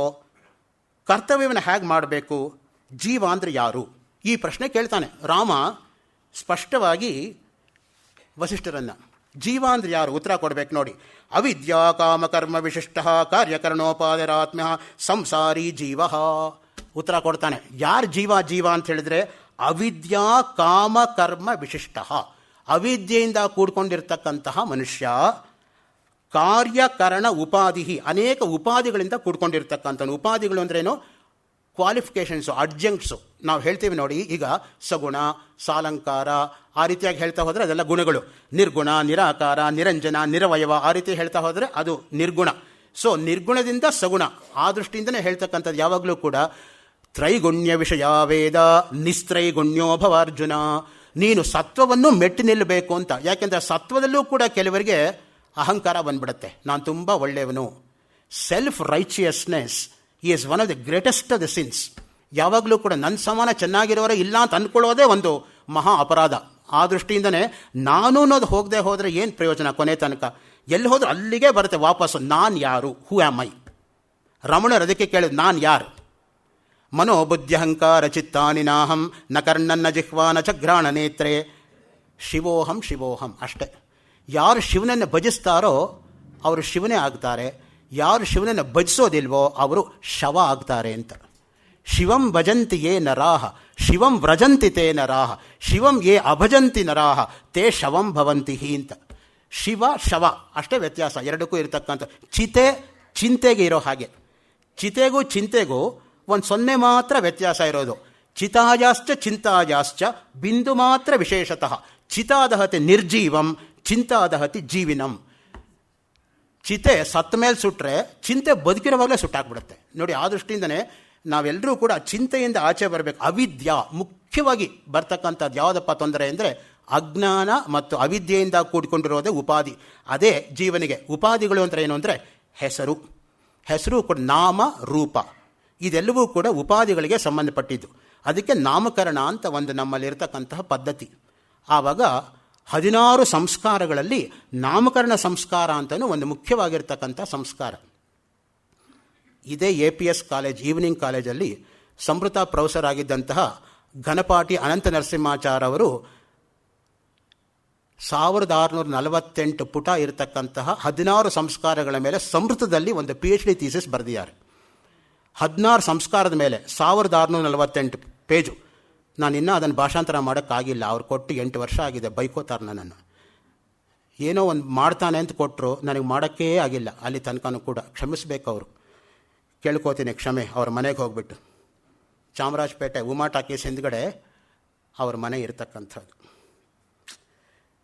ಏನೂ ಮಾಡೋಕ್ಕಾಗ್ತಾ ಇಲ್ಲ. ಯಾರ್ಯಾರೋ ಏನೋ ವಿಶ್ವಾಸದಿಂದ ಏನೇನೋ ಹೇಳ್ತಾರೆ, ನಾನು ಯಾರ ವಿಶ್ವಾಸಕ್ಕೂ ಪಾತ್ರನಾಗೋಕ್ಕಾಗ್ತಾ ಇಲ್ಲ. ಏನು ಮಾಡೋದು? ಅವಿದ್ಯಾ ಮುಖ್ಯವಾಗಿರ್ತಕ್ಕಂಥದ್ದು ಯಾವುದು? ವಿದ್ಯೆ ಮತ್ತು ಅವಿದ್ಯೆ ನೋಡಿ. ವಿದ್ಯಾ ಕಥಂಬಾತಿ ನ ಚೇದ ವಿದ್ಯಾ ವಿದ್ಯಾಂ ವಿನಾ ಕಿಂ ಪ್ರವಿಭಾತ್ಯ ವಿದ್ಯಾ ದ್ವಯಂಚ ಕಸ್ಯೇತಿ ವಿಚಾರ್ಯ ಮೂಲೆ ಸ್ವರೂಪನಿಷ್ಠಾ ಪರಮಾರ್ಥ ವಿದ್ಯಾ. ರಮಣಗೀತ. ವಿದ್ಯೆ ಮತ್ತು ಅವಿದ್ಯೆ ಯಾರಿಗೆ ಇರ್ತಕ್ಕಂಥದ್ದು? ವಿದ್ಯಾಂಚ ಯಸ್ತದ್ವೇದೋ ಭಯಂ ಸಹ ಅವಿದ್ಯೆಯ ಮೃತ್ಯುಂ ತೀರ್ತ್ವ ವಿದ್ಯೆಯ ಅಮೃತಮಶ್ನುತೆ. ಈಶಾವಾಸ್ಯೋಪನಿಷತ್ತು. ಅವಿದ್ಯೆನೇ ಮೃತ್ಯು. ಅದಕ್ಕೆ ನಾವೇನು ಹೇಳ್ತೀವಿ? ತಮಸೋಮ ಜ್ಯೋತಿರ್ಗಮಯ ಅಂತ ಹೇಳ್ತೀವಿ ಹೊರತು ಜ್ಯೋತಿರ್ಮ ತಮಸೋಗಮಯ ಅಂತ ಯಾರೂ ಹೇಳಲ್ಲ. ಕತ್ತಲೆಯಿಂದ ಬೆಳಕು ಕಂಡ್ರೆ ಚೆನ್ನಾಗಿರುತ್ತೆ. ಅದಕ್ಕೆ ನಮ್ಮ ಸರ್ಕಾರ ಆವಾಗವಾಗ ಬೆಳಕು ತೆಗೆಯೋದು. 24 ಗಂಟೆ ಬೆಳಕೆ ಕೊಟ್ಬಿಟ್ರೆ ಬೆಳಕಿನ ಮಹತ್ವ ಯಾರಿಗೆ ಗೊತ್ತಾಗುತ್ತೆ? ಅದು ಇಲ್ಲದೇ ಇರೋವಾಗ ತಾನೇ ಅದರ ಮಹತ್ವ ಗೊತ್ತಾಗೋದು. ಆ ದೃಷ್ಟಿಯಿಂದಲೇ ನಾವು ಯಾವಾಗಲೂ ಕೂಡ ಕತ್ತಲಲ್ಲೇ ಇದ್ದು ಬೆಳಗ್ಗೆ ಬಂದು ಎಷ್ಟು ಸಂತೋಷ ಆಗುತ್ತೆ ನೋಡಿ, ಹಬ್ಬ ಬೆಳಗ್ಗೆ ಬಂತು.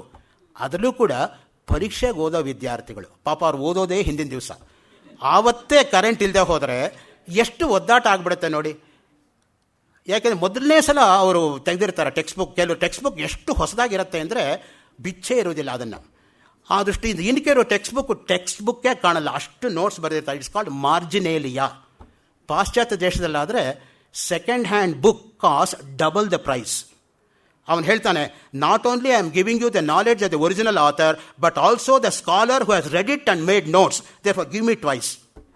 ಡಬಲ್ ದ ಅಮೌಂಟ್ ಕೊಟ್ಟು ಕೊಂಡ್ಕೋಬೇಕು ಆ ಥರ ಪುಸ್ತಕಗಳಲ್ಲಿ. ಇಲ್ಲ ನಾವು ಸೆಕೆಂಡ್ ಹ್ಯಾಂಡ್ ಬುಕ್ ಅಂದ್ಬಿಟ್ಟು ಅವಿನ ರೋಡಲ್ಲಿ 10 ರೂಪಾಯಿ 15 ರೂಪಾಯಿಗೆಲ್ಲ ಬಿಸಾಕಿರ್ತಕ್ಕಂಥ ರಸ್ತೆ ಮೇಲೆ ಸಿಗ್ತಾ ಇತ್ತು ಆ ಥರ ಗ್ರಂಥಗಳು. ಯಾಕೆ ಹೇಳಕ್ಕೆ ಬಂದೆ ಅಂತ ಹೇಳಿದ್ರೆ, ಪುಸ್ತಕವನ್ನು ಮಾತ್ರ ನೆಲದ ಮೇಲೆ ಬಿಸಾಕಬಾರ್ದು. ಅದು ಸರಸ್ವತಿ. ನನ್ನ ಗುರುಗಳಾಗಿರ್ತಕ್ಕಂಥ ಸಾಣೂರು ಭೀಮಭಟ್ರು ಪ್ರತಿನಿತ್ಯ 2 ಬ್ಯಾಗ್ ಪುಸ್ತಕ ಹೊತ್ಕೊಂಡು ಈ ಶರ್ಟ್ ಹಿಂದ್ಗಡೆ ಛತ್ರಿ ಹಾಕ್ಕೊಂಡು 5ನೇ ರಸ್ತೆ ಚಾಮರಾಜಪೇಟೆಯಿಂದ ಪಾಠಶಾಲೆಗೆ ನಡ್ಕೊಂಡ್ಬರ್ತಾಯಿದ್ರು. ನಾವು ಕೇಳ್ತಾ ಇದ್ವಿ, ಅಲ್ಲ ಸರ್ ತಮಗೆ ಒಂದು ಬೇರೆ ರೂಮ್ ಇದೆ, ದಿನಾ ಭಾರ ಹೊತ್ಕೊಂಡು ಯಾಕಪ್ಪ ಬರ್ತೀರಾ? ಅದು ಭಾರ ಅಲ್ಲಪ್ಪ, ಸರಸ್ವತಿ ಅದು, ನನ್ನ ಜೊತೆ ಸರಸ್ವತಿ ಇರಬೇಕಪ್ಪ ಅಂತ ಹೇಳೋರು. ಏಕಾಶಿ ದಿವಸ ನಿರ್ಜಲ ಉಪವಾಸ ಮಾಡಿ ಸ್ಪೆಷಲ್ ಕ್ಲಾಸ್ ತೊಗೊಂಡು 3 ಗಂಟೆ ಜಾಸ್ತಿ ಪಾಠ ಮಾಡೋರು. ನಾವು ಹೇಳ್ತಾ ಇದ್ವಿ, ನಿಮ್ಗೆ ಸುಸ್ತಾಗಿದೆ, ಬೆಳಗ್ಗೆಯಿಂದ ನೀರು ಕೂಡ ಕುಡ್ದಿಲ್ಲ, ಸಾಕು ಅಂದರೆ, ಯಾಕೋ ಹೇಳಿದೆ, ಈಗ ನನಗೆ ಜ್ಞಾಪಕ ಆಯಿತು ನೋಡು, ನಾನೇನೂ ತಿಂದಿಲ್ಲ ಅಂತ, ಈಗ ಹಸುವಾಗೋಕ್ಕೆ ಶುರುವಾಯಿತು, ಕೂತ್ಕೋ, ಇನ್ನು 3 ಗಂಟೆ ನಾನು ಮಾಡೋದೇ ಪಾಠ. ಎಕ್ಸ್ಟ್ರಾ ಪಾಠ ಏಕಾಶಿ ದಿವಸ. ನಾವು ಇರೋ ಪಾಠ ಮಾಡಿದ್ರೇ ದೊಡ್ಡ ಮೇಷ್ಟ್ರುಗಳು ನಾವು. ಅವರು ಆ ತರಹ ಪಾಠ ಮಾಡಿ ಕಲಿಸಿದ್ರಿಂದ ನಿಸ್ವಾರ್ಥವಾಗಿ ಏನೋ ಚೂರುಪಾರು ಇವತ್ತು ಅಂಟ್ಕೊಂಡಿದೆ. ಅವಿದ್ಯಾ ಕಾಮಕರ್ಮ ವಿಶಿಷ್ಟ ನೋಡಿ, ಅದು ಅವಿದ್ಯಾಯಾಮಂತರೇ ವರ್ತಮಾನ ಸ್ವಯಂ ಧೀರಾ ಪಂಡಿತಂ ಮನ್ಯಮಾನಾ ದಂದ್ರಮ್ಯಮಾಣ ಪರ್ಯಂತಿ ಮೂಢಾ ಅಂಧೇನೈವ ನಿಯಮಾನ ಯಥಾಂಧಾ. ಆ ಮಂತ್ರ ಕಠೋಪನಿಷತ್ತಲ್ಲೂ ಬರುತ್ತೆ, ಮುಂಡುಕೋಪನಿಷತ್ತಲ್ಲೂ ಬರುತ್ತೆ. 3ನೇ ಪಾದ ಮಾತ್ರ ವ್ಯತ್ಯಾಸ. ಜಂಘನ್ಯಮಾನ ಅಂತ ಬರುತ್ತೆ ಮುಂಡುಕೋಪನಿಷತ್ತಲ್ಲಿ, ದಂದ್ರಮ್ಯಮಾನ ಅಂತ ಕಠೋಪನಿಷತ್ತಲ್ಲಿ ಬರುತ್ತೆ. ಮಿಕ್ಕ 3 ಪಾದಗಳು ಕಾಮನ್. ಅಂಧೇನೈವ ನಿಯಮಾನ ಯಥಾಂಧ. ಒಬ್ಬ ಕುರುಡ ಇನ್ನೊಬ್ಬ ಕುರುಡನಿಗೆ ದಾರಿ ತೋರಿಸ್ದಂಗೆ. ಇವನೇ ಅಜ್ಞಾನಿ, ಇವನೇನು ಬೇರೆಯವ್ರಿಗೆ ಜ್ಞಾನ ಕೊಡೋದು? ಅದಕ್ಕೆ ನಮ್ಮ ಕಾಲೇಜಲ್ಲಿ ಒಬ್ಬರು ಮೇಷ್ಟ್ರು ಕೇಳ್ತಾ ಇದ್ರು, ನಾಲೆಡ್ಜ್ ಡಿಸ್ಟ್ರಿಬ್ಯೂಷನ್ ಆಯಿತಾ, ಇಗ್ನೊರೆನ್ಸ್ ಡಿಸ್ಟ್ರಿಬ್ಯೂಷನ್ ಆಯಿತಾ ಅಂತ. We are all distributing ignorance, we don't have knowledge to distribute. ಆ ದೃಷ್ಟಿಯಿಂದ ಮುಖ್ಯವಾಗಿ ನಮ್ಮಲ್ಲಿರೋ ಅಜ್ಞಾನ ಆಚೆ ಬರುತ್ತೆ ಅಷ್ಟೇ. ಜೀವೋ ಹಿ ಶರೀರಾಧ್ಯಕ್ಷ. ಜೀವ ಅಂದ್ರೇನು? ಈ ಶರೀರಕ್ಕೆ ಒಡೆಯ. ಶರೀರ ಮಾಧ್ಯಮ ಖಲು ಧರ್ಮ ಸಾಧನಂ. ನಾವು ಧರ್ಮ ಕಾರ್ಯ ಮಾಡೋದಕ್ಕೆ ಶರೀರ ಚೆನ್ನಾಗಿ ಇಟ್ಕೊಂಡಿರ್ಬೇಕು. ಮುಂದೆ ಯೋಗದ ಬಗ್ಗೆ ನಾನು ಹೇಳುವಾಗ ದೇಹ ಅಂದ್ರೇನು, ಅಷ್ಟಾಂಗ ಏನು, ಅದನ್ನೆಲ್ಲ ಹೇಳಬೇಕಾಗತ್ತೆ. ಅದಕ್ಕೋಸ್ಕರ ಶರೀರದ ಮೇಲೂ ಕೂಡ ಸ್ವಲ್ಪ ಟಚ್ ಮಾಡ್ತಾ ಇದ್ದೀನಿ. ದಯವಿಟ್ಟು ಇದು ಅಪ್ರಸ್ತುತ ಏನೇನೋ ಮಾತಾಡ್ತಾ ಇದ್ದಾನೆ ಅಂತ ಅನ್ಕೋಬೇಡಿ. ಇದೆಲ್ಲ ಬ್ಯಾಕ್ಗ್ರೌಂಡ್ ಕಲ್ಪನೆ ಮಾಡಿದ್ರೇ ಆ ಸೀರೀಸ್ ಮುಂದುವರಿಯೋದಕ್ಕೆ ಒಂದು ರೀತಿಯಾಗಿರೋ ಚೌಕಟ್ಟು ಉಂಟಾಗೋದು. ಆ ದೃಷ್ಟಿಯಿಂದ I am creating background for the future take off. ಇನ್ನು ಟೇಕ್ ಆಫ್ ಆಗಿಲ್ಲ, ಇನ್ನು ಲ್ಯಾಂಡಿಂಗಲ್ಲೇ ರನ್ವೇನಲ್ಲೇ ಓಡ್ತಾ ಇದೆ ಇನ್ನಾನು. ಜೀವೋ ಹಿ ಶರೀರಾಧ್ಯಕ್ಷ. ಶರೀರಕ್ಕೆ ಅಧ್ಯಕ್ಷನಾಗಿರೋನು. ಶರೀರ ಅಧ್ಯಕ್ಷ ಅಂದರೆ ಯಾರು? ರಂಗನಾಥ್ ಶರ್ಮರು ಈ ಜಾಗದಲ್ಲಿ ಕೂತ್ಕೊಂಡು 12 ವರ್ಷದ ಕೆಳಗೆ ಒಂದು ಮಾತು ಹೇಳಿದರು. ಅಧ್ಯಕ್ಷ ಅಂದರೆ ಯಾರು ಗೊತ್ತೇನಪ್ಪ? ಮಾತಾಡಬಾರ್ದು. ಅಕ್ಷ ಅಂದ್ರೇನು? ಕಣ್ಣು ಬಿಟ್ಕೊಂಡು ನೋಡ್ತಾ ಇರಬೇಕಷ್ಟೆ. ಅಧ್ಯಕ್ಷ ಭಾಷಣ ಮಾಡಲ್ಲ. ಯಾಕಂದರೆ ಆ ವಯಸ್ಸಾಗಲ ಅವರಿಗೆ ಊಟದ ಟೈಮ್ ಆಗಿಬಿಟ್ಟಿತ್ತು. ಎಲ್ಲರೂ ಕೂಡ ಊಟದ ಕಡೆ ಹೋಗೋ ಕಡೆ ಗಮನ ಇತ್ತು. ಇನ್ನು ಇವರು ಭಾಷಣ ಮಾಡ್ತಾ ಕೂತ್ಕೊಂಡ್ಬಿಟ್ರೆ ಯಾರು ಕೇಳಲ್ಲ ಅಂತ ಅವರಿಗೆ ಮನಸ್ಸಿಗೆ ಅನ್ನಿಸ್ಬಿಡ್ತು. ಅದಕ್ಕೋಸ್ಕರ ಅವರು ಈ ಥರ ನಿಷ್ಪತ್ತಿ ತೋರಿಸ್ಬಿಟ್ಟು ನಾನು ಜಾಸ್ತಿ ಮಾತಾಡೋದಿಲ್ಲ ಅಂದ್ಬಿಟ್ಟು ಅಧ್ಯಕ್ಷ ಅನ್ನೋದಕ್ಕೆ ಹೊಸ ನಿರೂಪಣೆ ಕೊಟ್ಬಿಟ್ರು. ಅಕ್ಷ ಅಂತ ಹೇಳಿಬಿಟ್ಟು ಕಣ್ಣು ಬಿಟ್ಕೊಂಡು ಸಾಕ್ಷೀಭೂತವಾಗಿ ನೋಡ್ತಾ ಇದ್ರೆ ಅದೇ ಅಧ್ಯಕ್ಷ ಅಷ್ಟೇ, ಇನ್ನೇನು ಬೇಕಿಲ್ಲ ಅಂತ. ಸೊ ಹಾಗೆ ಎಲ್ಲ ಗೊತ್ತಿರತಕ್ಕಂಥವ್ರಿಗೆ ನೋಡಿ, ಅವರ ಆ ಒಂದು ಜ್ಞಾನದಿಂದ ಯಾವ ರೀತಿಯಾಗಿ ಅದು ಇದಾಗತ್ತೆ ಅನ್ನೋದಕ್ಕೆ ಅವರು ಮತ್ತು ಡಿ ವಿ ಜಿಯವರ ಒಂದು ಸಂಬಂಧ ಒಂದು ಅಲೌಕಿಕವಾಗಿರ್ತಕ್ಕಂಥ ಸಂಬಂಧ. ಡಿ ವಿ ಜಿಯವರಿಗೂ ಹಾಸ್ಯ ಪ್ರಜ್ಞೆ ಇತ್ತು, ರಂಗನಾಥ್ ಶರ್ಮರಿಗೂ ಹಾಸ್ಯ ಪ್ರಜ್ಞೆ ಇತ್ತು. ಒಂದು ಸಲ 4-5 ಬೋಂಡಾ ಕೊಟ್ಬಿಟ್ಟು ರಂಗನಾಥ್ ಶರ್ಮರಿಗೆ ತಿನ್ನಿ ಅಂತ ಹೇಳಿದ್ರಂತೆ ಡಿ ವಿ ಜಿಯವರು. ರಂಗನಾಥ್ ಶರ್ಮರು ಹೇಳಿದಂತೆ, ನನ್ನ ಕೈಯಲ್ಲಿ ಆಗಲ್ಲ ಸ್ವಾಮಿ, ಒಂದು ತಿನ್ನೋಕ್ಕೆ ನನಗೆ ಶಕ್ತಿ ಇಲ್ಲ ಅಂತ. ಆಗ ಡಿ ವಿ ಜಿಯವರು ಹೇಳಿದ್ರಂತೆ, ನಿನ್ನ ಹೊಟ್ಟೆ ಲೇಡೀಸ್ ರಿಸ್ಟ್ ವಾಚು, ನನ್ನ ಹೊಟ್ಟೆ ವಾಲ್ ಕ್ಲಾಕು ಅಂತ. ಸೊ ಹಾಗೆ ಮುಖ್ಯವಾಗಿ ಅವರವ್ರಿಗೆ ಇರತಕ್ಕಂಥದ್ದು ಅವರವರು ಅದಕ್ಕೆ ಅನುಗುಣವಾಗಿ ಇದು ಮಾಡ್ತಾರೆ. ಆ ದೃಷ್ಟಿಯಿಂದ ಎಲ್ರಿಗೂ ಒಂದೇ ರೀತಿಯಾಗಿರ್ತಕ್ಕಂಥ ಕಾನ್ಸ್ಟಿಟ್ಯೂಷನ್ ಇರಲ್ವಲ್ಲ. ಆ ದೃಷ್ಟಿಯಿಂದ ಹೇಳ್ತಾರೆ ನೋಡಿ, ಜೀವೋ ಹಿ ಶರೀರಾಧ್ಯಕ್ಷ. ಶರೀರಕ್ಕೆ ಅಧ್ಯಕ್ಷ ರೂಪವಾಗಿರ್ತಕ್ಕಂಥವನು ಅವನು.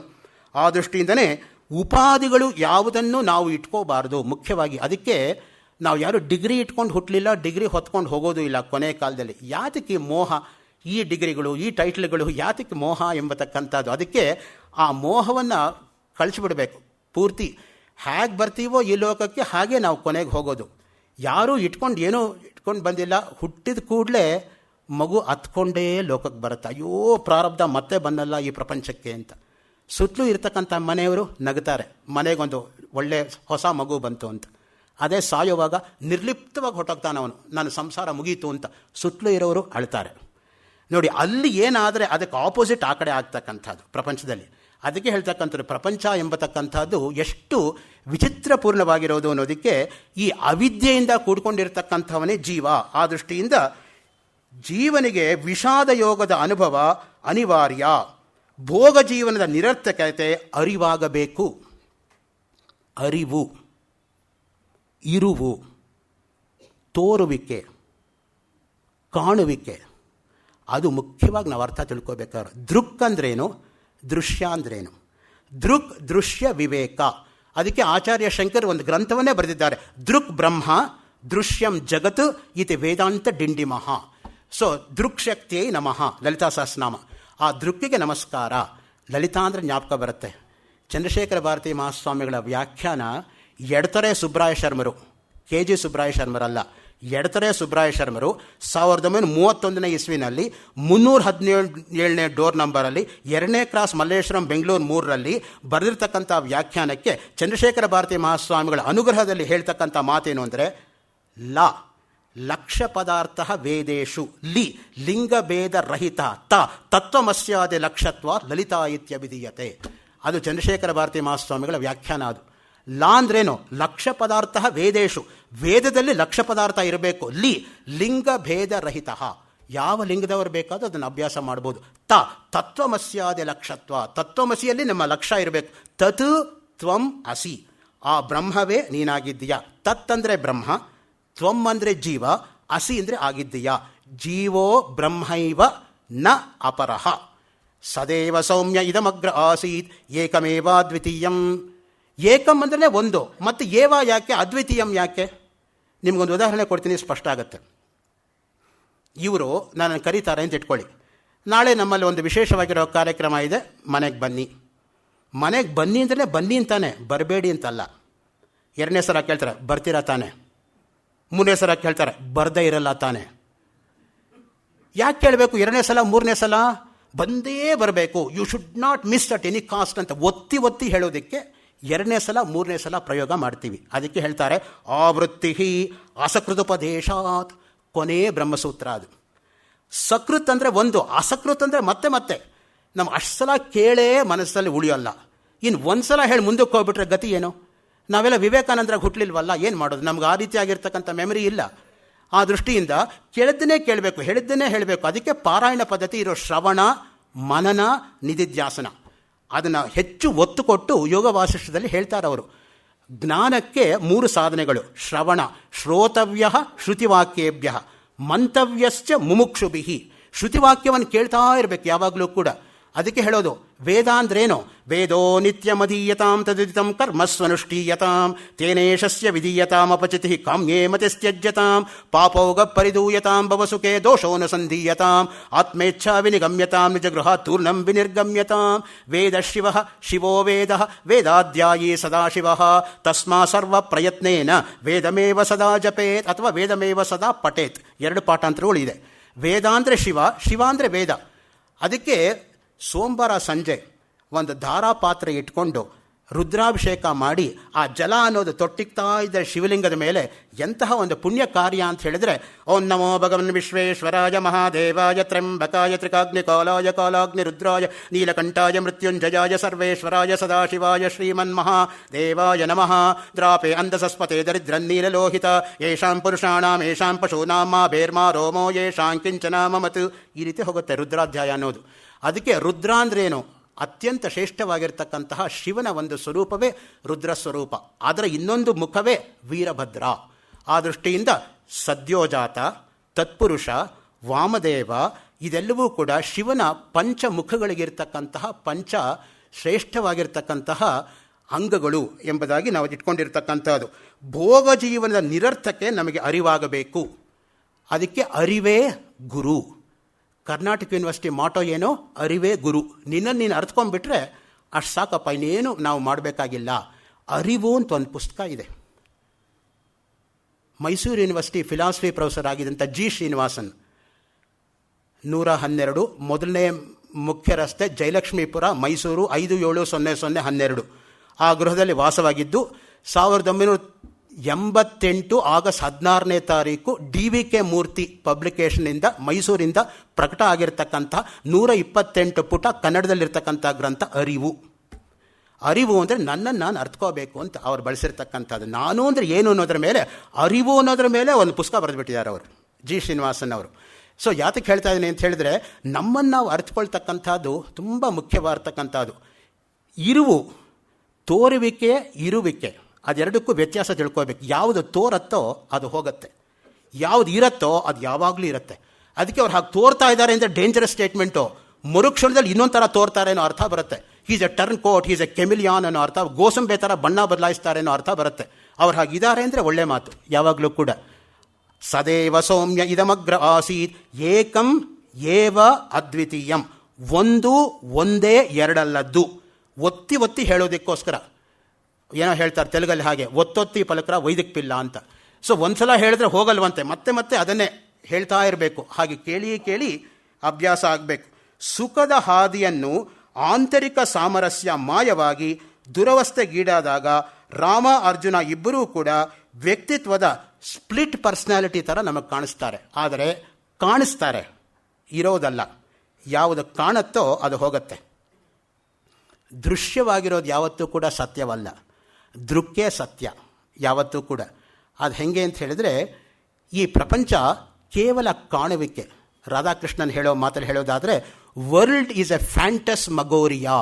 Don't ever trust this world because it's always phenomenal, it's always changing, it's always temporary, it is never permanent. ಯಾವಾಗಲೂ ವ್ಯತ್ಯಾಸ ಆಗ್ತಕ್ಕಂಥದ್ದೇ ಅದರ ಸ್ವಭಾವ. ದೇಹ ಅಂದ್ರೇನಪ್ಪ? Body is nothing but a leaky bucket. Don't ever trust this bucket. ದೇಹ ಅನ್ನೋದೇ ತೂತು ಮಡಕೆ ತರಹ. ಪ್ರತಿ ಕ್ಷಣದಲ್ಲೂ ತೂತು ಮಡಕೆಯಿಂದ ನೀರು ಜಿನಿಗಿ ಜಿನಿಗಿ ಜಿನಿಗಿ ಮಡಕೆ ಬರೆದ ಹಾಗೆ ಬಿದ್ದು ಹೋಗೋ ಹಾಗೆ ಆಯುಸ್ಸು ಅನ್ನೋ ಕಣಗಳು ದೇಹ ಅನ್ನೋ ಮಡಕೆಯಿಂದ ಆಚೆ ಬಂದು ಬಂದು ಯಾವತ್ತೋ ಒಂದಿನ ದೇಹ ಬಿದ್ದೋಗುತ್ತೆ, ಅಷ್ಟೇ ಆಗುತ್ತೆ. ಸೊ ಆ ದೃಷ್ಟಿಯಿಂದ body is a leaky bucket. ಅದನ್ನು ನಾವು ಅನುಷ್ಠಾನಕ್ಕೆ ತಂದುಕೊಂಡ್ರೆ ಸ್ವಭಾವತಃ ಕರ್ಮ ಸನ್ಯಾಸ ಮುಖ್ಯವೇ, ಜ್ಞಾನ ಮುಖ್ಯವೇ. ಯೋಗ ಅಂದ್ರೇನು ಆ ಅಭಿಪ್ರಾಯಕ್ಕೆ ಬರ್ತೀವಿ ನಾವು. ಯೋಗ ಅಂದ್ರೇನು? ಯೋಗ ವಾಸಿಷ್ಠ ಅನ್ನೋ ಗ್ರಂಥದಲ್ಲಿ ಮೊದಲನೇ ಪದ ಏನು? ಯೋಗ. ಅದು 3ನೇ ದಿನವಾಗಿರ್ತಕ್ಕಂತಹ ನಾಳೆಯ ಉಪನ್ಯಾಸದ ವಿಷಯ ಅಂತ ಇಟ್ಕೊಂಡು 2ನೇ ದಿನವಾಗಿರ್ತಕ್ಕಂಥ ಇಂದನ್ನು ಇಲ್ಲಿಗೆ ನಿಲ್ಲಿಸ್ಕೋತಾ ಇದ್ದೀನಿ. ಶ್ರೀ DVG ಸಮರ್ಪಣ ಮಸ್ತು.